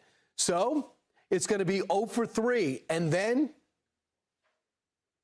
Yeah, and then it looks as though force may still yet be required. And again, Midnight Hammer took the nuclear program off the table. So the ballistic missile program is all that they've got left. And that, of course, remains a target that both Israel and the United States and, frankly, the region should be interested in eliminating. And once that happens, Iran is no longer the principal threat in the region, and we're in a new Middle East. And I think that— Well, I think Iranian leadership here is thinking about Gaddafi. Of course. If we get rid of ballistic missiles, we're done. Also, what's interesting with this discussion here and how Netanyahu wants to strike and Trump is really pushing negotiation is that little trade route we were discussing that goes through Azerbaijan and Armenia does so right along the Iranian border. Just food for thought. So if they really wanted to be a pain in the ass, I think they could pretty much Houthi that trade route if they wanted to. Yeah. I see that. If some blue-hairs in Germany can knock out power to Berlin for a week, imagine what the state of Iran could do to a trade route on its northern border. Yeah. I mean, shut it down. It could be shut down, and it would probably be the next step in escalation if Trump doesn't decide to just go ahead and take action, which I don't even know if that's I don't really have a feel for how he's handling this. And maybe the whole Epstein charade in Congress today was to keep eyes away from the individuals involved in these negotiations. I mean, you had Bondi in there basically making fun of members of Congress. Yeah.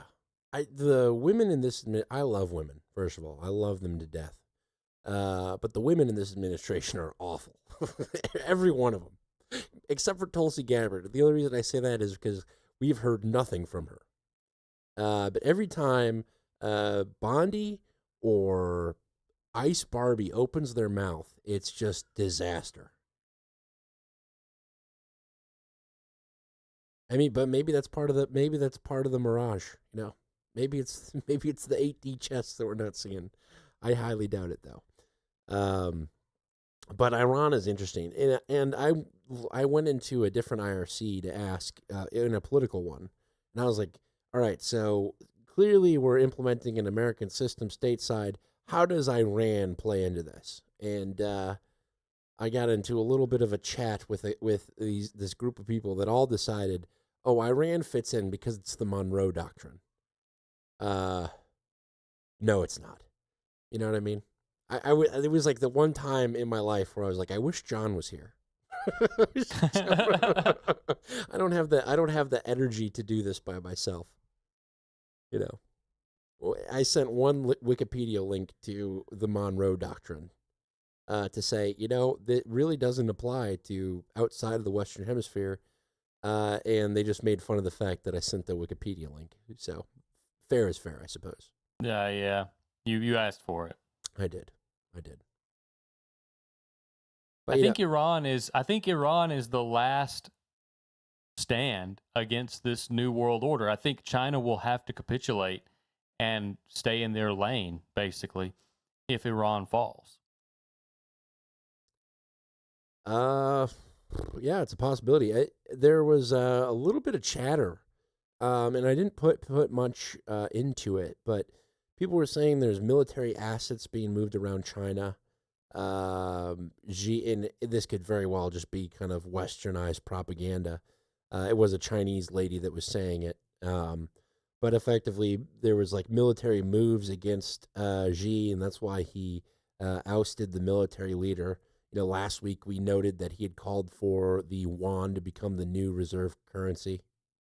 I think China has been playing a game to become the world's reserve currency, and I think Xi is pretty upset because the card table, the game has been changed in front of his eyes, and he's like, "But we have all this monopoly money," and now it goes away. I think that could be it, which would be genius. But you might be right. I think Iran, I don't understand how they're a holdout, how they impact everyone else for moving on. We have to have the system implemented in the Middle East. That's my most basic answer. Because of the oil, because of the energy? The energy and the logistics routes. Yeah, the logistics are good because if they're funding the Houthis and disrupting shit there, that's pretty big. So, I don't know. Maybe we're going to start to I think the military fleets that are in the Arabian Sea right now are probably there to eventually threaten a naval blockade on Iran, perhaps. It's working in Cuba. I don't know if you heard about Cuba, but Cuba is effed. Yeah, I won't even play the clip because it's not worth it. But effectively, the oil embargo that has been levied on Cuba, they now can't guarantee domestic flights or international flights. Many companies have stopped operating out of Cuba or into Cuba because of the oil shortage there. Meaning a company could fly a plane in there and there not be enough fuel for that plane to get out of there, and now that's a lost asset in a communist country. So, little Marco's getting his wish. And absolutely. I don't know why I'm still so mean about Marco Rubio when I think he is a key player in what we're seeing right now happen on the global scale, global world. Well, he is a traditional neocon. He is. And his energy has just been channeled, much to his delight, to his home hemisphere. We're all America, John. Yes, America. The only thing stronger than hate is love. Right. Yes, the only thing stronger than hate is podcasting. That's the only thing stronger than love is podcasting, I think. Hate, love, podcasting. I'm going to get Trump a sign. Just, no. See, that was. I'm looking for updates on Iran in case tonight is the night, but I don't think so. It's not a traditional show day, so it wouldn't happen tonight. Yeah, the Patriots delayed our show yesterday so that we wouldn't attack Iran. So the SAVE Act is big too. I'm seeing a lot about that on the mainstream. Passed the House, right? Yep. Barack Obama just tweeted, Republicans are trying to pass the SAVE Act, a bill that would make it harder to vote and disenfranchise millions of Americans. Barack Obama, the white president that is now pandering to the black base by repeating the lie that black people don't have IDs. Right. Yeah. They did a poll of this on CNN, and Harry Enton said it's wildly popular. Democrats, Republicans, all different age groups, everyone wants the SAVE Act, or is at least either indifferent or for it, pretty much. I think it's like 70% of American populace wants it. So why is somebody like Barack Obama out there now tweeting, don't pass it? Well, I think it's pretty obvious. It's a threat to the voting base, which are illegal voters. And I think they are marginal. I think there are plenty of people that vote Democrat legally, but even marginal numbers have major impacts in modern elections.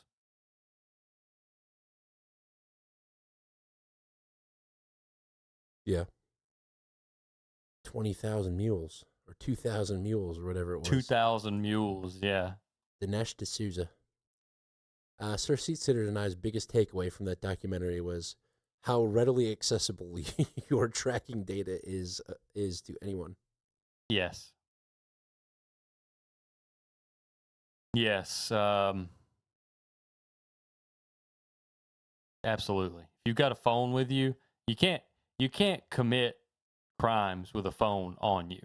You just can't do it. No.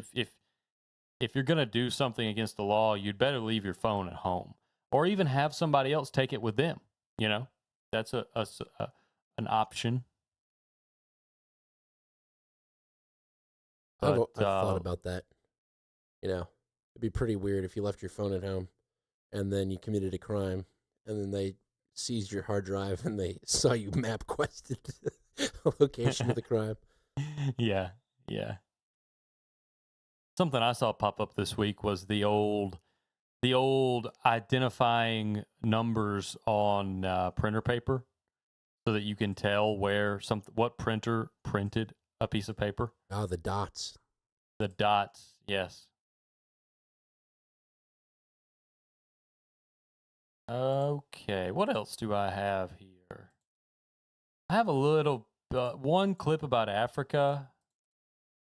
and some AI, Gen Z. I've got a UK clip that I told you that my show notes were awful tonight, and you can probably tell.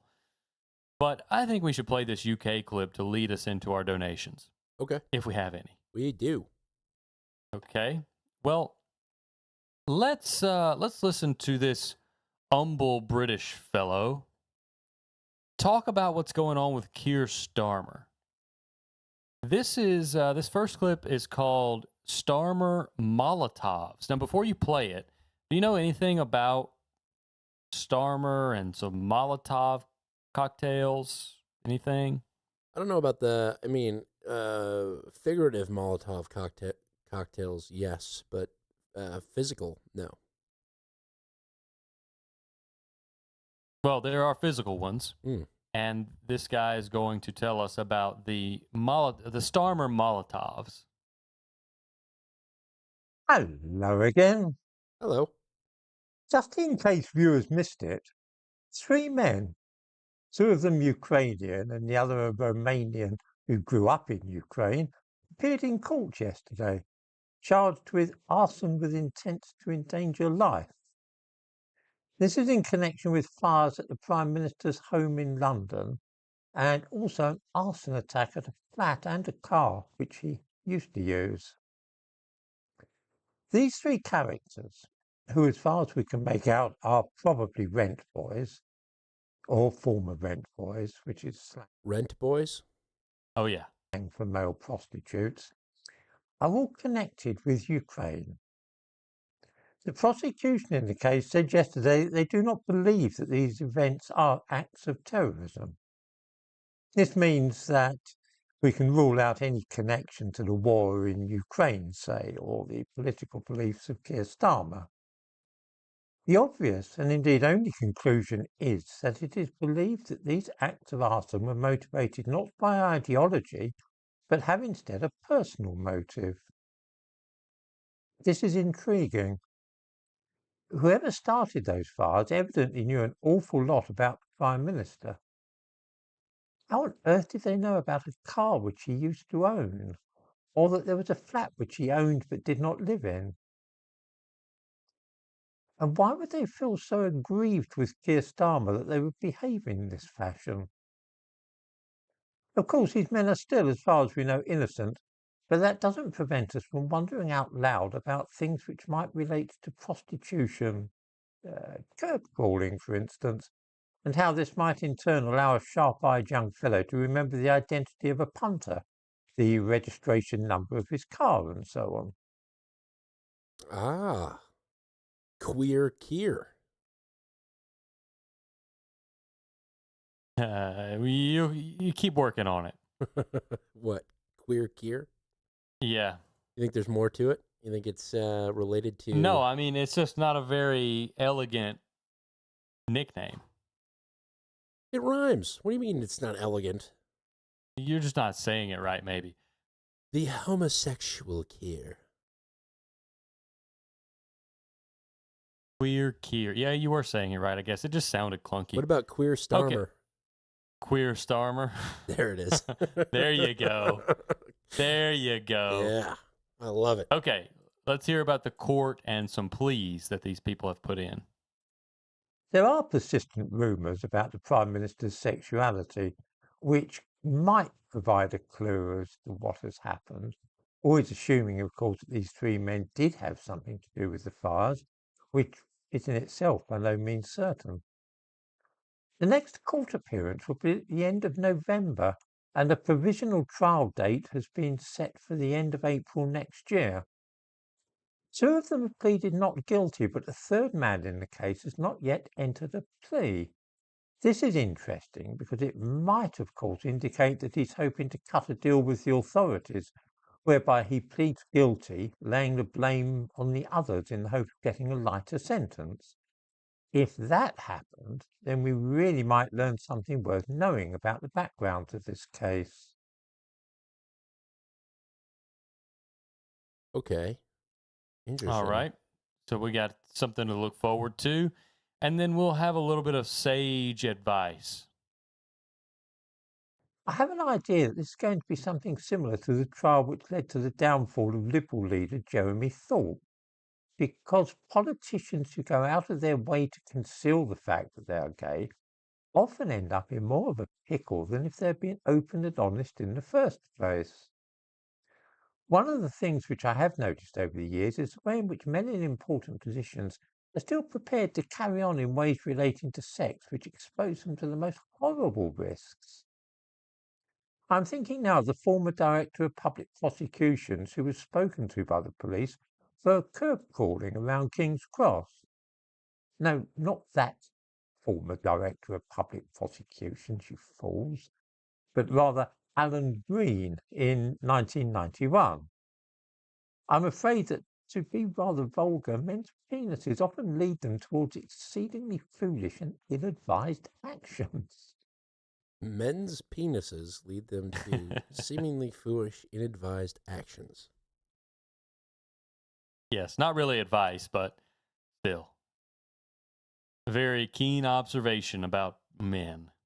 Yeah, that is interesting. So, some Ukrainian rent boys firebombed an old flat that no one knew he owned and an old car over something that angered them. Yeah. I know he's in a little bit. That's the way it seems. Well, he's in a little bit of hot water too.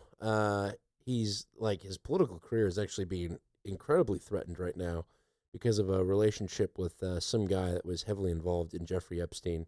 That said, "Oh, I didn't really know him that well," and Keir's like, "Okay." And now his opposition is using that to flame him pretty hard. Which I don't know. Is he flame retardant? Can you flame a flamer? I don't know. So yeah, he's in hot water over that too. So it could just be adding more Molotov to the fire. Yeah, it could be. It could be. So let's see. I think that was the last clip in that folder. Okay. Well, like we said, this is bumbling, but why don't we go to the donation segment? What a hell of a transition. Well, you've got the controls over there. You're the master of transitions, and you just... I didn't know what to say. I didn't want to start something else. I don't know what to say. I'm just kidding. I'm not making fun of you. I'm just bumbling around waiting for myself to find the right buttons that I need to press in order to get the donations pulled up. And I can't do it. But here it is. Now they're pulled up. But we always like to thank people here on The Offensive. Poor transitions all around for us tonight. You are on The Offensive, and we are a value for value show, so we don't actually have advertisers. Instead, we get our value from the people that listen to the show, that are part of the community and put up with us in good times and in bad times and in sickness and in health. Wait an extra day when our lives get in the way sometimes, which happens because we're human. And so that being said, we always thank the people that do provide that value right back to us. And we always start by thanking the person that provided the art from the previous week. And the art last week came in from Eli, the coffee guy. Yes. And then it was a joint effort between Eli, John, and I to get it up to, the standards of the show. But it was a good concept piece. It involves a dual power vacuum. There was a quite little bit of an issue with AI and the title. We were focusing on one thing. Didn't your name have an R in it at first? Yes, John Drew. John G. Drew, which happens. And then while we were fixing that, we realized that it said Millennial Media Offense and not offensive. So we did quickly pull the title out. But we got it to work. We put it up there, and it looks good now. And I had Claude rewrite a thing where we can now add a show to our Podcasting 2.0 feed. And if I have corrections or revisions, I can re-enter it into our Podcasting 2.0 feed. So it's a lot easier now for us to make changes on the last episode that's published. Courtesy of Anthropic. Thank you very much. But yes, thank you, Eli. It's a great piece, fun piece, and it has to do with the power vacuum that we talked about last week in the Middle East. And it seems to be that Israel and Saudi Arabia are jockeying for control. Who gets it? We don't know. We don't know. And I don't even think we're that concerned, to be honest with you. But thank you, Eli. We don't have any art for tonight, so if you're listening and you have an idea, I think we've given you quite a few fun topics to perhaps consider. So feel free to send that to Dan at MMO.show and John at MMO.show. Operators are standing by to judge you accordingly. Thank you very much. And then we'll start off with our fiat donations. These people went to MMO.show/donate and sent in real pieces of fiat, and were represented all over the world today. Probably our best show for a long time. So we're very grateful for that. But at the top of the list and earning an associate executive producer credit is Millennial Bookkeeper. And she came in through PayPal and says, "Hey guys, hope you're both doing well. Happy New Year. No, I have not been eaten by a shark. As we remember, she lives in the land down under. Life has been busy.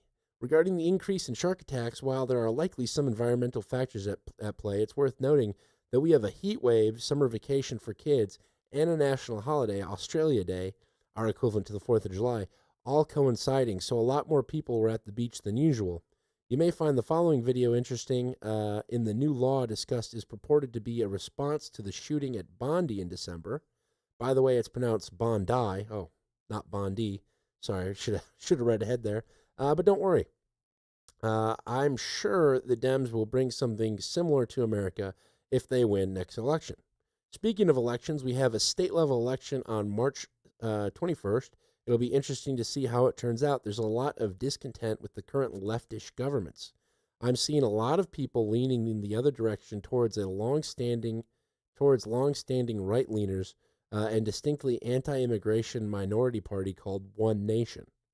We have a housing crisis, and immigration is being blamed as a large factor. I hope I send a big enough donation for this long note wound up being, take care. P.S. Annual PSA that live rabbits are a terrible choice for Easter gifts. Stuffed toy rabbits make great Easter gifts. Real bunnies are not starter pets, and all the rescues are past full capacity. Please don't add to the crisis. I assure you it was enough for that long note, and I will not be getting any Easter bunnies as gifts. I remember as a kid going to an Easter celebration where they did give away bunnies. And the people that I knew had those bunnies for 8+ years before they died peacefully. I actually had a pet bunny growing up too. So I did love it. And then it went to live on a farm, which I think, oh my God, Dad, did he actually die? Oh, no. Thank you very much, Millennial Bookkeeper. Much appreciated. Up next on the list is Chad Toshi through PayPal 2222. Roa Ducks for MMO, my favorite show.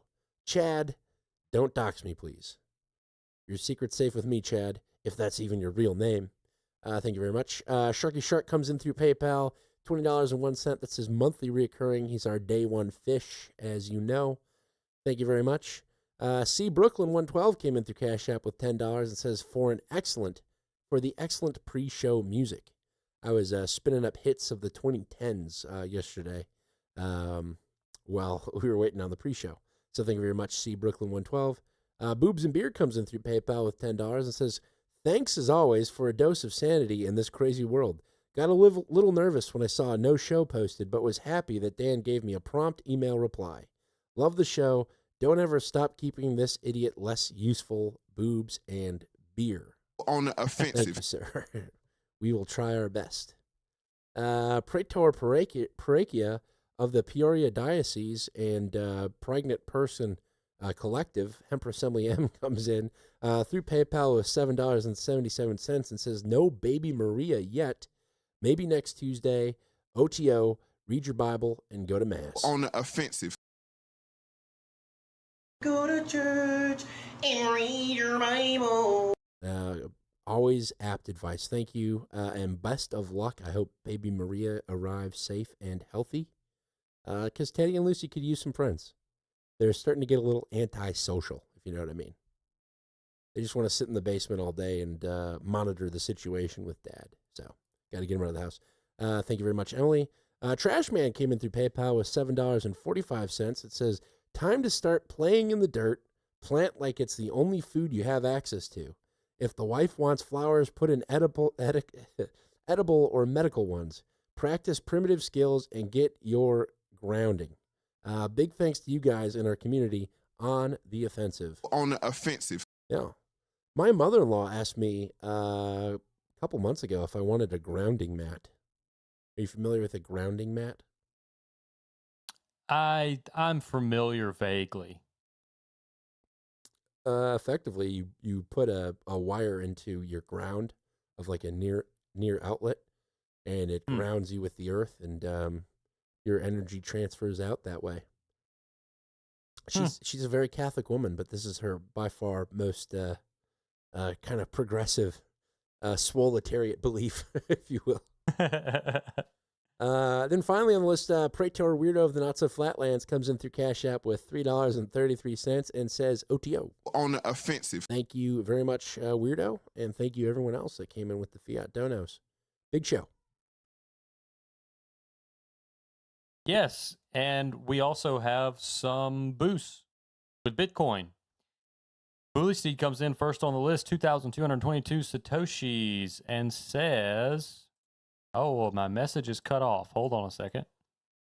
And says, Tuesday or Wednesday is Newsday. Remain on the offensive. Thank you very much, Bully Seed. Yeah, thank you. Sir Jared of South Burien sends 333 Satoshis. Thank you very much, Sir Jared. No note. And then Eric PP streamed 2,055 Satoshis for tonight, streaming live. And I think he's in the chat room, which is mmo.show/chat. No, chat.mmo.show. No, I get it wrong every time. Chat.mmo.show. I need notes. Get your notes up. Yeah, I think we might have, if we did miss your boost just because of the way the script works and being a day off, it might be an issue. I need to. That could be. I need to think of a better way around that because it's not always Tuesday.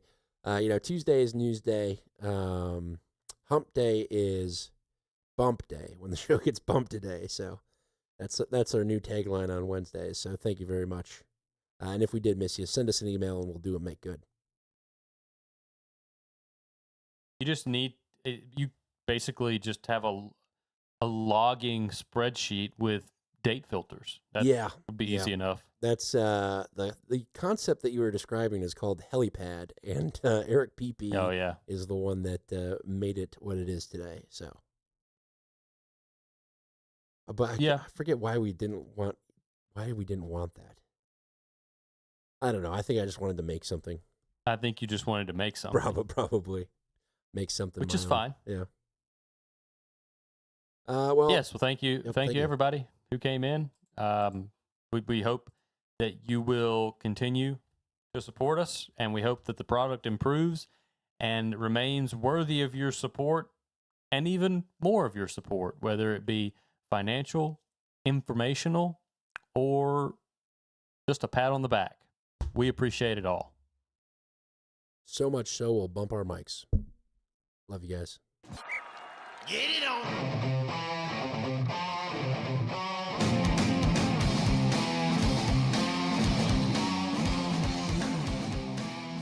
I don't know if we were in a chat earlier and Hannah sent us a Nick Fuentes thing of the chat roasting his yellow tie, calling it a piss tie, and she said it reminded her of me teasing you. Try to get under your skin a little bit. All good fun. I love you. Yeah, sure. Whatever you say. I'm just here for the big money. Same. Man, these pockets are fat. I'm telling you. All right. You should have had quadruplets. Dude, if I hear one more person say 2 for the price of 1, I'm going to flip a table. That's not how it works. You don't know what you're talking about. Exactly. I was like, You know, if you ever see a twin father and, you know, you think you're going to say something unique and new to him about his status as a twin father, you're not. I will say there's one exception.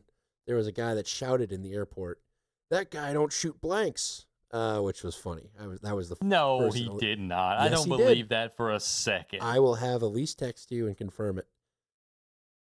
That guy don't shoot blanks, which was funny. He was waiting to get on a plane. You know, that's the time to say mildly offensive things in public because you know you get on a plane, you're going. No one even remembers you. Yeah. Okay. Whatever. What? I was going to say, have you heard about the biolabs that are popping up all over the U.S.? These Yes, illegal biolabs? I saw something about this maybe Friday of last week. Yeah. And right next to which Air Force base is that in your clip? I don't believe so. This is the one that occurred in Nevada. Vegas? Yeah, Vegas. Yeah, Las Vegas. I'm not familiar with the Air Force Base. I'll play it, and maybe it'll pop up, but we can look it up too. New court documents allege multiple people became deathly ill after spending time at an illegal biolab inside a Las Vegas home. Our investigators identified a significant volume of material, including various vials and storage containers with liquids of different colors and compositions. According to newly released court records, police were tipped off by a former cleaning employee who told investigators she entered the garage, which was usually locked, and found refrigerators, freezers, glass beakers with reddish liquid, and equipment she believed was lab-related, along with a foul, stagnant smell. She told police she and a handyman both got deathly ill days later, suffering breathing issues, extreme fatigue, and muscle aches. She allegedly told police others who lived in the home, renting rooms off of sites like Airbnb, became sick as well. Authorities arrested the property manager, Ori Solomon, who now faces state and federal charges, including improper disposal of hazardous waste tied to biological agents. Investigators say the case may be linked to another illegal biolab discovered in California, allegedly run by a Chinese national arrested in 2023. That defendant has pleaded not guilty and is awaiting trial, but so far officials have not released test results from the seized materials. Now that's been sent to a secure lab in Maryland. Authorities say the investigation is ongoing and they warn the public there is no known active threat at this time in that neighborhood. It's scary. It is very scary. It's frightening to know that this was happening just a few blocks away if you're in that neighborhood. Great. Yeah. Add some commentary. So, yeah, there was a Chinese national issue in California that they pointed out there. Do you remember why this guy got caught? No. He was draining water from the lab out into the street and left the hose turned on one night. And the police came by, saw the flooding, went into the property to turn the water off, and found his biolab. The Ori Solomon guy? The one in California, at least, a few months back, or Different maybe one. even a year back. No, I didn't remember that. The Ori Solomon, so they say he's an Israeli guy, but if you look at him, he looks like maybe he's Israeli with that name. It definitely sounds Jewish, but he looks part Asian too, like part Chinese. You should look up a photo of Ori Solomon. He doesn't look right. Ori. How do I spell Ori? O-R-I. Solomon. Like a reggae band. I'm Solomon. Yeah. Life is one big party when you're still young, but who's gonna have your back when it's all done? I could see him singing that at a karaoke bar. A Shaggy, yeah. I don't know. He looks weird. He looks like he could be Chinese, doesn't he? Yeah, he definitely has Asian influence. Chinese influence, I would say. Yeah. It's like very Han looking. Probably really smart. Probably, yeah. Both the Ashkenazi and the Chinese blood in there. He'll do your taxes and cheat you at the same time. Whoa. That's racist. It was racist, Dan. Yeah, that's just all I had on it. I thought that was odd. And it's Nellis Air Force Base in Las Vegas, where that would be by. Yeah. What do you make of this? I don't know. I think my first thought was COVID 2.0. You know, what bio or, new disease is going to hit that's going to upend the next, U.S. election or something like that. I wonder what they did with the two people that got deathly ill, the property manager and the janitor, maybe, I think they said. Like the cleaning lady. I don't know. Though, well, he is the property manager, Ori Solomon. It was a maintenance worker and the cleaning lady. I don't know. Maybe he's just like one of those guys that just wants to see how different things affect people. Like a real weird sadist. But the fact that mad scientist, they're both kind of. I mean, the one guy is Chinese, and this guy kind of resembles a Chinese person. I don't know. Maybe there's something there. Yeah. Testing immunity of the general American populace to expose different things. Who knows? Will we ever find the real answer about this? I don't know.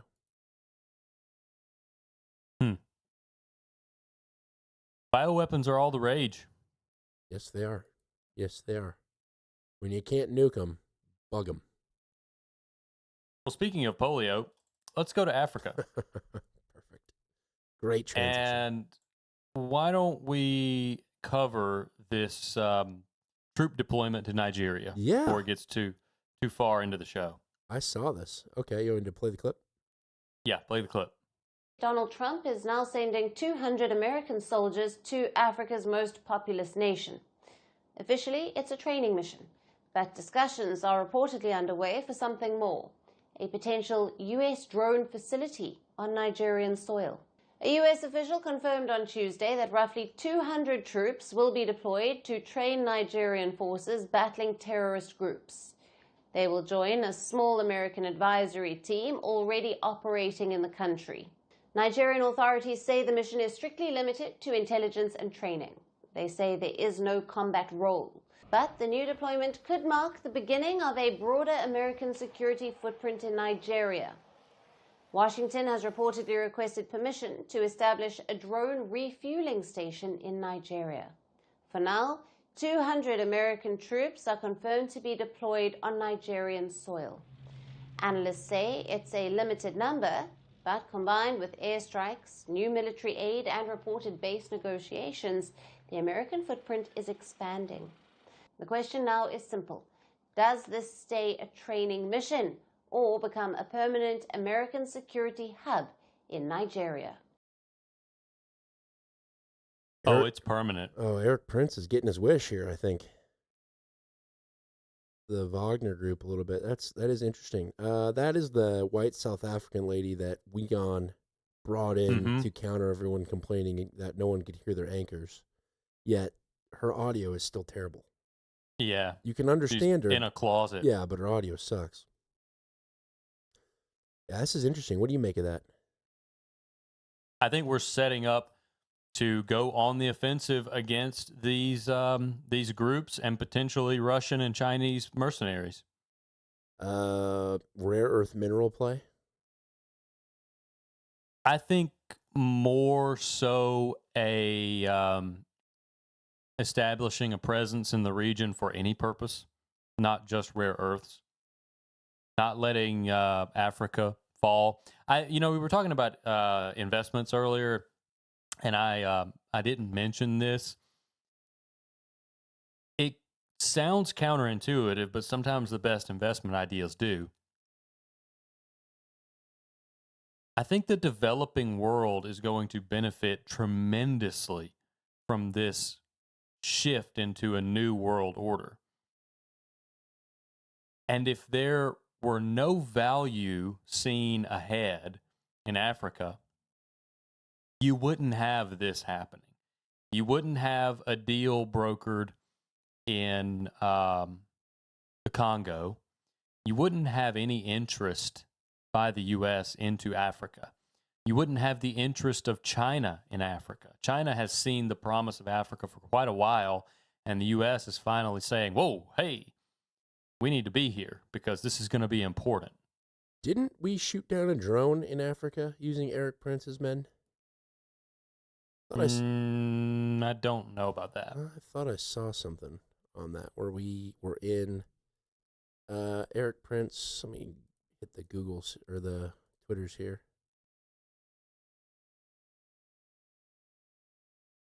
Congo. Yeah, former Blackwater CEO Eric Prince is back in the news, reportedly assisting with offensive operations against gangs in Haiti and Ecuador. That's not the Congo. Come on.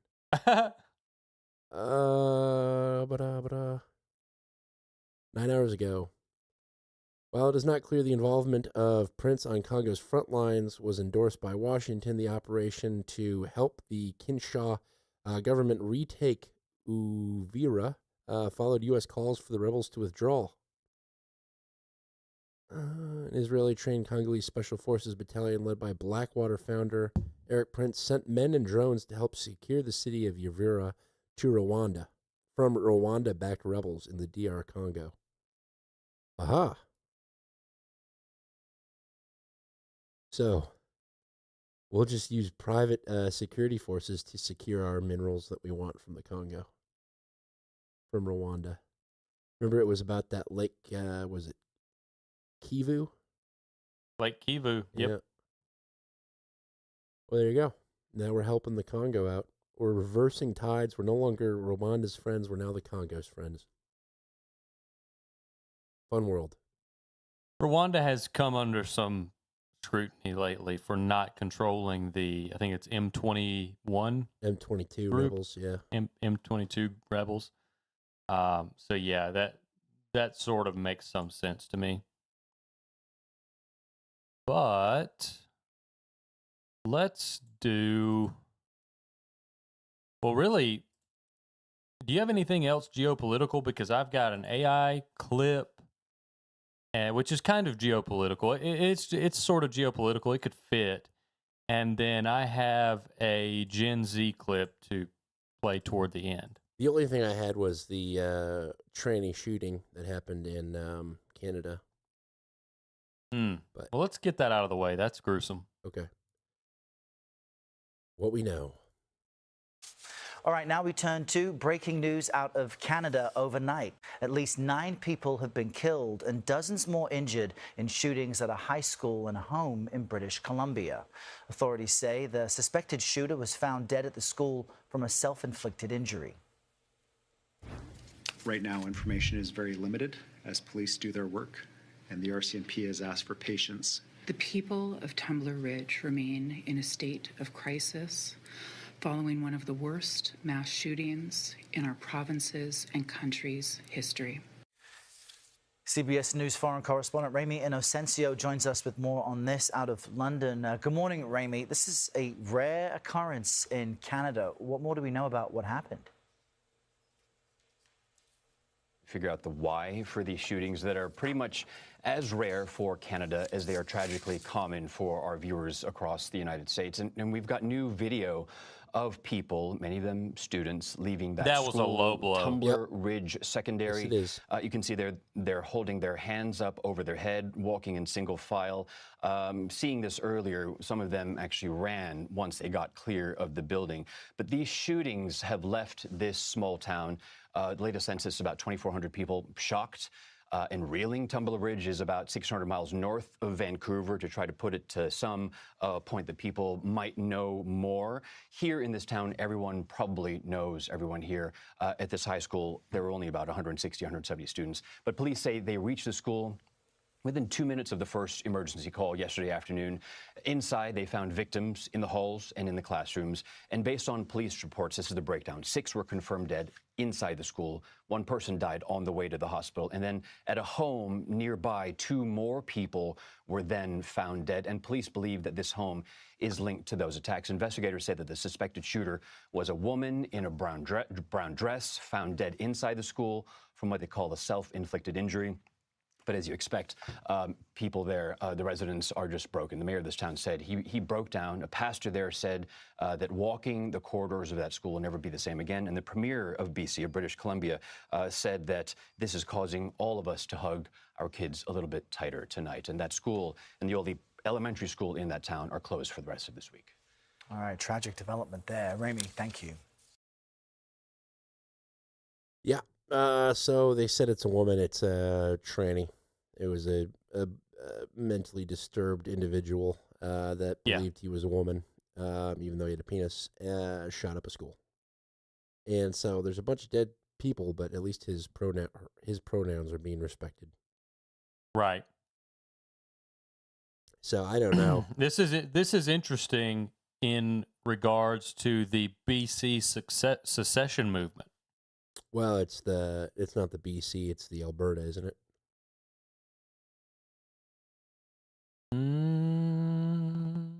Yeah. Alberta's the one that's seceding. BC's next door.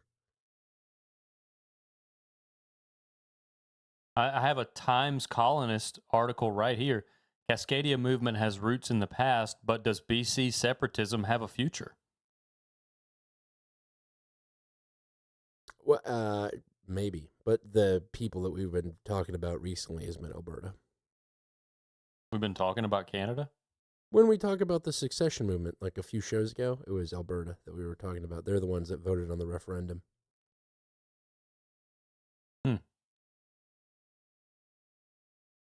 I know my Canada. Hell, I am practically from there. Yes, of course. But of course. Did you know that some people in Illinois live further north than some Canadians? Yeah. I always like that fun fact. It screws with people. Not as Canadian as you think, eh? Yeah, that's right. That's right. Okay, so that's what I had on the school shooting. Okay, let's talk about AI. This is a clip from one of the financial networks on the AI spend competition between America and China. Deirdre Bosa has more on this and what it means to investors and what it means about the race in these two countries, Deirdre.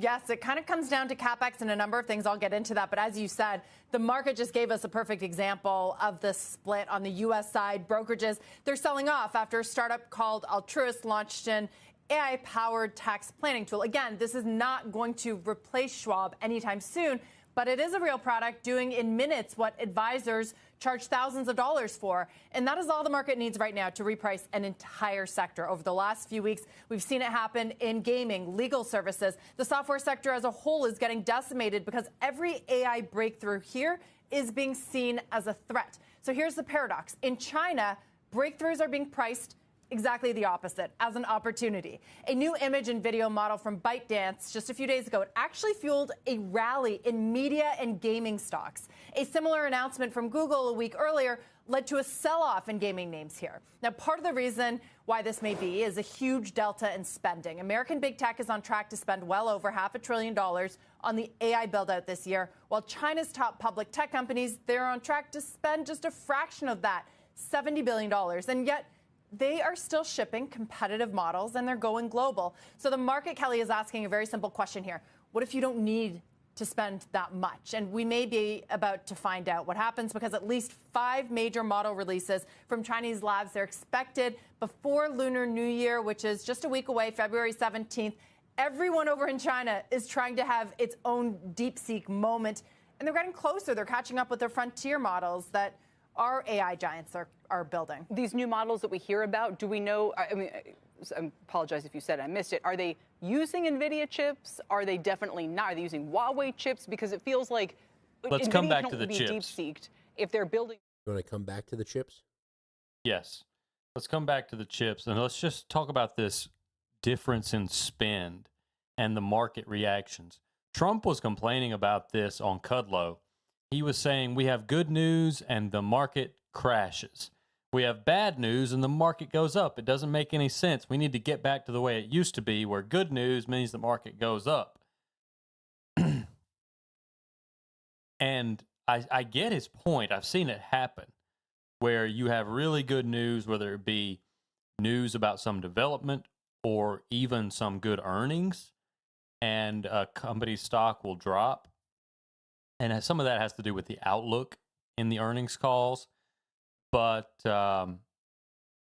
he was complaining about this on Kudlow, and then I hear this analysis about how the developments with artificial intelligence are actually hurting the industries that these tools should be used for.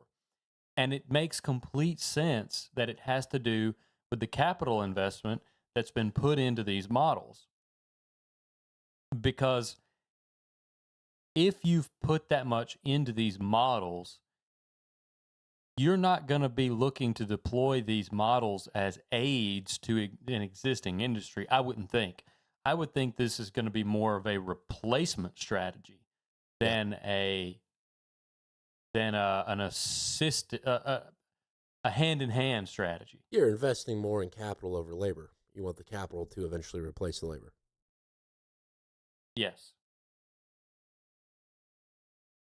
So I thought that was interesting. If you want to listen to the chips, we can. We don't have to. It's just about the difference between Huawei and NVIDIA chips and how China is supposedly building models with just Huawei chips. But I thought the first part was the most compelling. Yeah. I'll add, I've been using Claude Opus 4.6 recently, and it is incredibly impressive. There are certain like office tasks that, specifically Excel tasks that AI had a hard time with. You can install an add-on now within Excel, and this system will completely scan the sheet and kind of understand what you're asking it to do. And you don't even have to clarify of like, this is a variable amount of rows, or make sure it covers. It is very good at writing VBA scripts and also coming up with solutions for bringing data into spreadsheets. I spent pretty much all Saturday doing my job, my 9-to-5 job, making my usual 9 to 5 hours, or my, I guess, really 7 to 6 hours,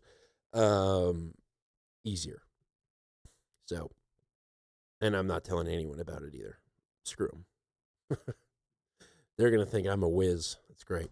But I think it scared me a little bit because what's coming down the pipe, probably. The pike. How do you treat privileged information when you're trying to automate things? I don't use data as far as saying, this is the data. I describe databases by columns, and I say write a query for this data with these columns, and it'll pull that data. So it's not actually uploading any sort of like data that's private data to a server. It's more so just looking at the structure of how the data flows. I see. Yeah. Interesting. All right. Well, we're talking a little bit about the future. So let's talk about the people of the future instead of just the machines. And this will round me out for the night. I'm tapped, so. Yeah. I feel much more tired doing the show on Wednesday than I do on Tuesday. It's kind of crazy. I think it's a week-long time. Like, I feel the same way. I think it has to do with the, recharging on the weekends and going draining a little bit more through the week. Yeah. Disruption of normal routines, I that agree. kind of thing. Yeah. Well, we won't do it again. I'll be sure of that. No more meetings on Tuesday evening. So, I have this Gen Z clip. This is Dr. Jared Cooney Horvath on screens in education. Now, what was going around was a very superficial article and headline about Gen Z being the first generation that has lower IQ than the generation that preceded them. So I did a little digging into this, and all I got out of it was this one clip.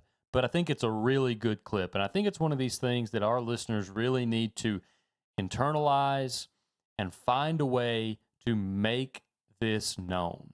Whether you make it known locally or in your online communities, this really needs to be publicized as widely as possible. And I don't mean just, oh, look, the Gen Zers are stupid. I mean the actual content in this clip. All right. Thank you, guys. My name is Dr. Jared Cooney Horvath. I'm a former teacher turned cognitive neuroscientist who focuses on human learning. And I do not receive funding, nor have I ever, from big tech. So a sad fact our generation has to That's anti-Semitic. face is this. Our kids are less cognitively capable than we were at their age. Since we've been standardizing and measuring cognitive development since the late 1800s, every generation has outperformed their parents, and that's exactly what we want. We want sharper kids. And the reason for this largely has been school. Each generation spends more time in school. We use school to develop our cognition. Congratulations, you see your correlation. Until Gen Z is the first generation in modern history to underperform us on basically every cognitive measure we have, from basic attention to memory to literacy to numeracy to executive functioning to even general IQ, even though they go to more school than we did. So why? What happened? What happened around 2010 that decoupled schooling from cognitive development? It can't be school. Schools basically look the same. It can't be biology. This hasn't had enough time to change. The answer appears to be the tools we are using within schools to drive that learning.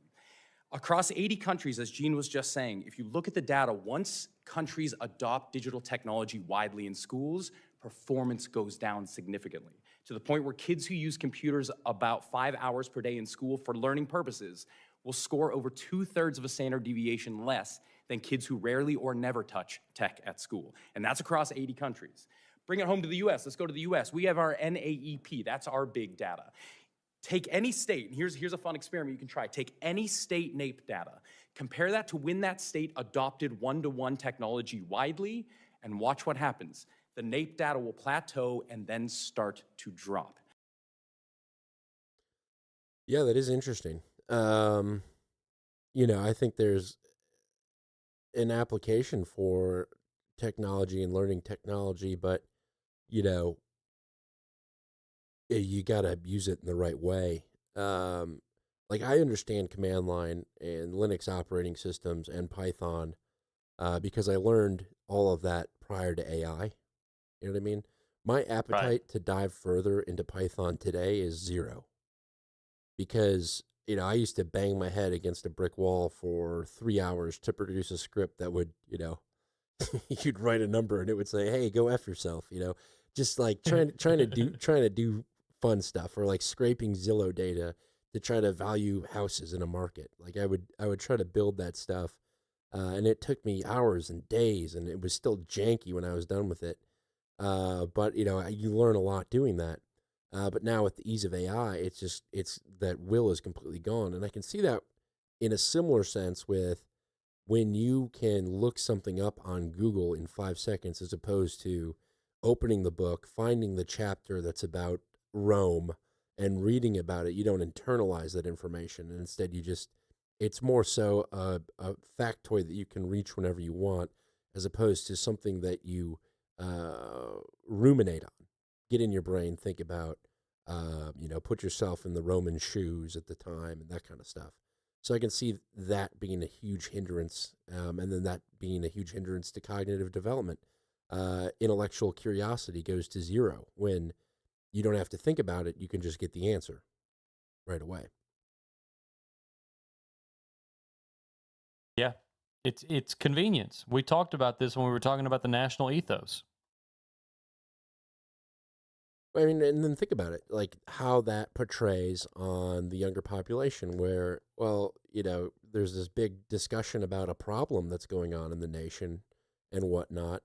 And it's you look at the problem as it's not even a problem because it doesn't affect you.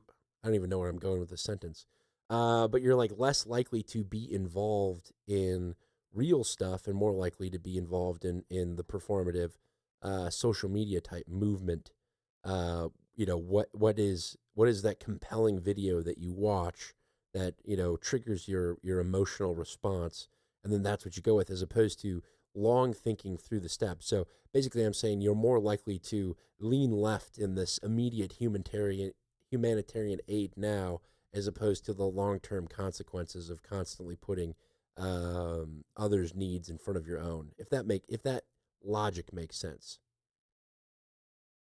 Basically, what I said there was conservatives are more intelligent than liberals.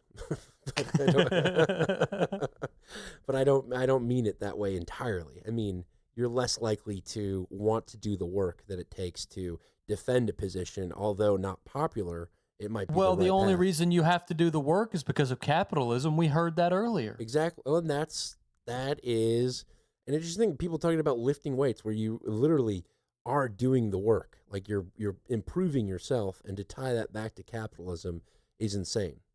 It is insanity, but it's, this is my worldview. These are my rose-colored glasses, and everything that I see through them must fit into this model.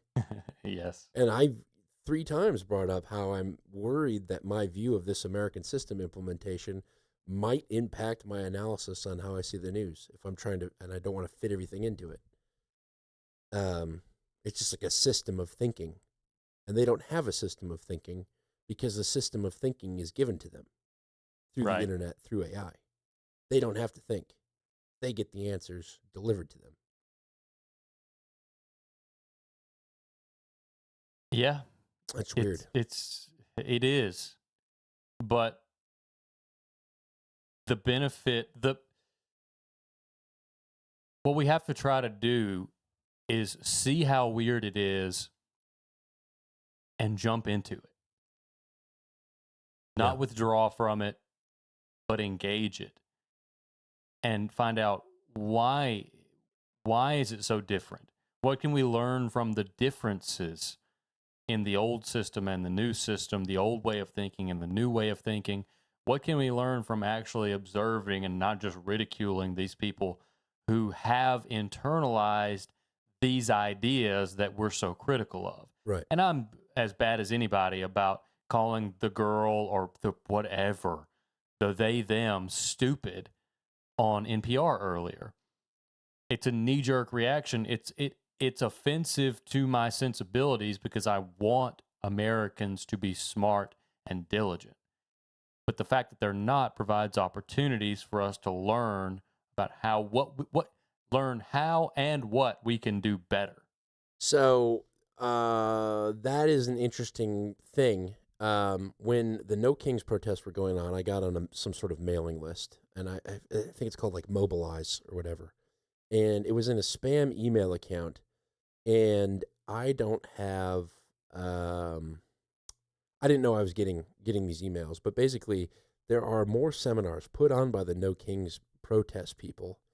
And the newest kind of thing that they're angling at, and it's very quiet, you're not hearing about it in the news, it's not actively protesting out and about, but it is effectively how to communicate with people, and how to get your political point across while overcoming obstacles and hostilities. So this is a left-wing group that is teaching these activists how to have conversations with people that are kind of on the fence right now.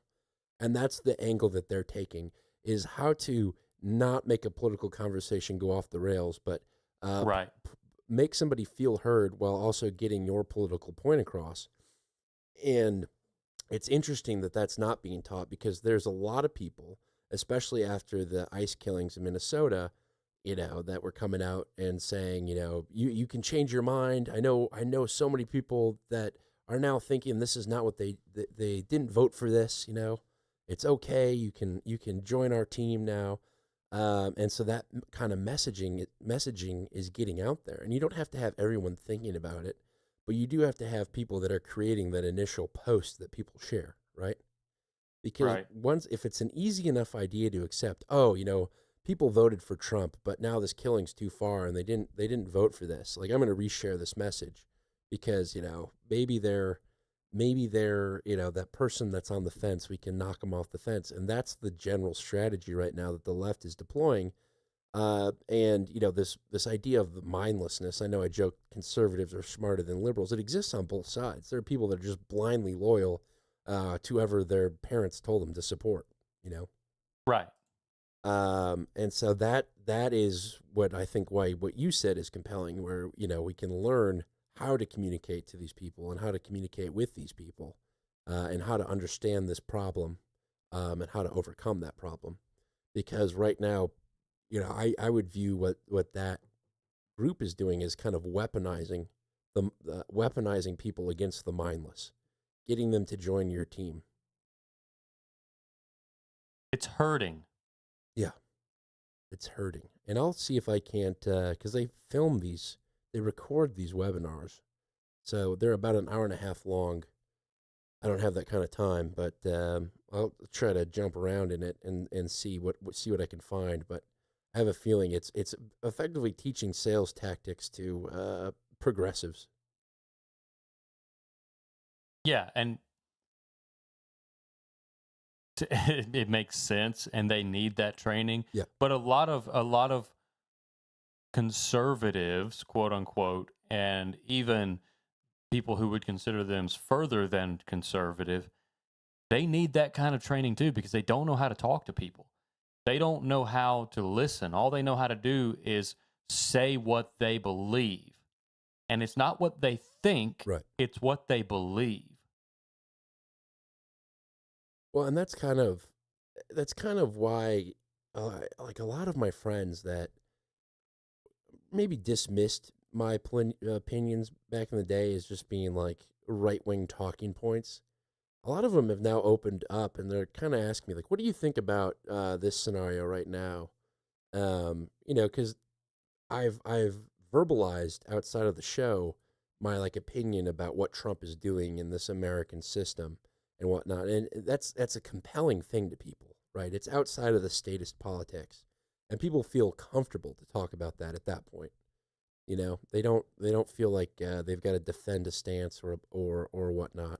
A lot of times you get this, oh yeah, he's just slapping our allies in the face and stealing democratically elected leaders from Venezuela, yada, yada, yada, sovereign nations. But, when you present it in a way that hey, maybe there is a rhyme to the reason, it's a compelling narrative. They're like, okay, let's hear your theory or what you have to say. And when you say it out loud and it's not so far-fetched or conspiracy-based, they go, oh, well, that is interesting. Now I'm thinking about this in a different light. Right. And people have to be invited to think about things. Right. Exactly.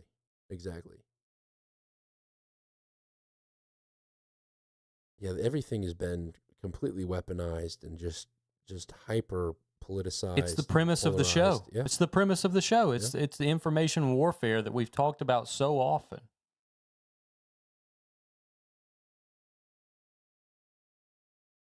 Skills for disagreeing better is what this is called. Oh, that's good. Yeah, isn't that a good strategy? They've got, if you missed the first one, here's a recording. I'll post the first recorded video in the chat room for people. Yeah, so that's my infiltration into left-wing politics and kind of our end of show rambling here. I think it's good. This is the fun stuff. I long joke that we should have a podcast where we just bullshit, because I think when we do that, as opposed to presenting the news around the world, that leads to some compelling insights, I think. Yeah, I think so too. But I think that's about it for tonight. I agree with you. Let's get the hell out of here.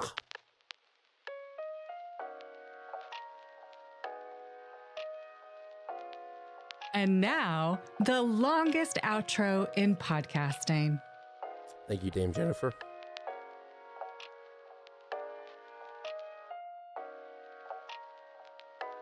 Yeah. That was a show. It was a rough one. Tech-wise, but we got through it. On the offensive. On the offensive.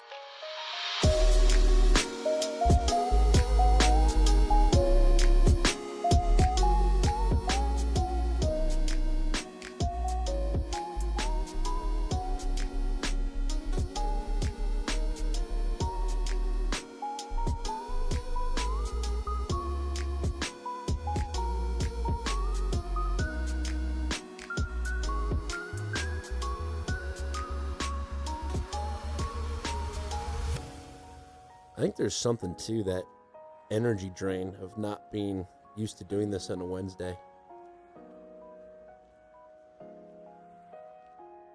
Yeah, I believe so too. And I didn't have as much coffee today. I had it early in the morning and none in the afternoon. And on Tuesday, I'm just knocking it back. Give me all the caffeine you can give me. I'm gonna be up anyway, so let's get after it. But not today. Yeah, I'm pretty regular. I drink an espresso in the morning. Well, I didn't ask about that. Well, I'm actually telling you about that. Where I drink an espresso in the morning, and I know exactly what time I need to be getting up out of this chair and headed towards the porcelain throne. So, my body's a well-tuned clock. It's a nuclear clock, or radio, whatever those were called. We've discussed them on the show. Yes, we have. Too many things. Man. Eric PP keeps saying it's Tuesday. Atomic clock. Thank you, Serpent. That's what they're called. But from St. Louis, Missouri, I've been Dan Gehring. And from America's South Coast, where we'll be back next Tuesday, I've been John G. Dew. That's right. 6 days and counting. Until then, make sure you train. Go to the gym. Become a swoletariat. Member of the swoletariat. Well, one thing that's funny about it is it's like one step removed from Antifa is what NPR is hosting on there. Yes. Buy guns. You can't outlift a 9mm. MMO out.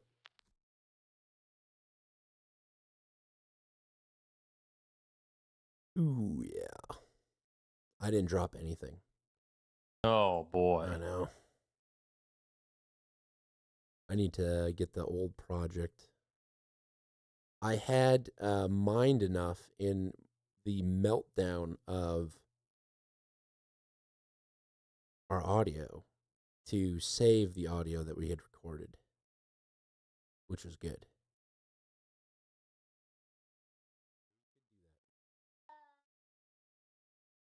It must be quite apparent by this time. Your daughter's squeaking through the noise gate on the intro. It's cute. Ba-doo. Yeah, we make it work, We still sound better than that lady from Weon. And half the podcast that John Mearsheimer goes on. It's like Jesus, do you guys know anything about production value? Napolitano's the funniest because he gets on the microphone. He's got this awesome intro. Then he goes, yeah, he does. I'm Judge Napolitano. Just instantly a complete vibe shift. You're like, holy smokes, this guy blows. I like the judge.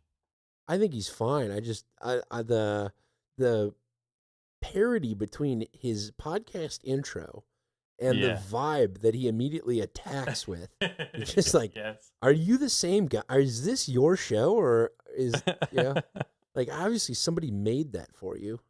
Oh, of course. Bumping the mic. Oh, I thought I had muted. My bad. What are you doing over there? Huh? Just mention Lady Gaga and Dan goes crazy. Sabotage. Want to talk. I'm talking. I talk. But I like the Lady Gaga piece. You are very good at remembering exactly what you were saying before. Oh, thank you. I don't have that ability. I'm like, I don't know what I was saying. I was saying something. You know how people say right until you're right? That's kind of how I talk. I talk until I write. It must be quite apparent by this time to any thinking ring you put on your finger, and it gives you biofeedback through an app.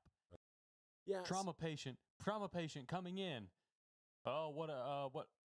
Where are his records? Where's his Aura ring? He had his fingers cut off. We don't know. Badge of honor. I can't even make up a fake email and start an account, so I think it's device linked. Is the first look back into history at leftist gym and health movements. and they discuss the Turners in Germany. Chatter. And I didn't put much.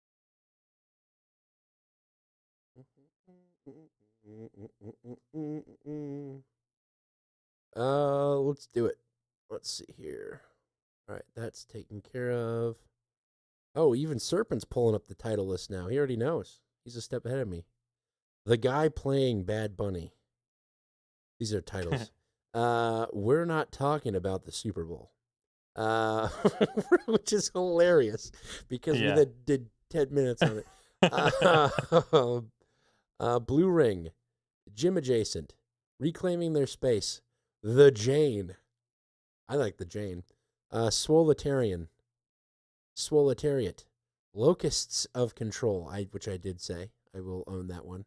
Swole Mates, Millennial Money Offensive, MMO Unplugged, Millennial Money Opportunity. That's funny.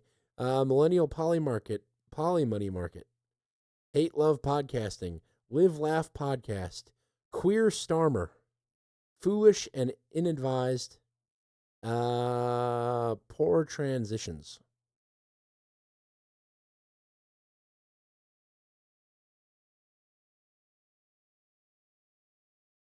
That it? Yeah. Well, we don't have art, do we?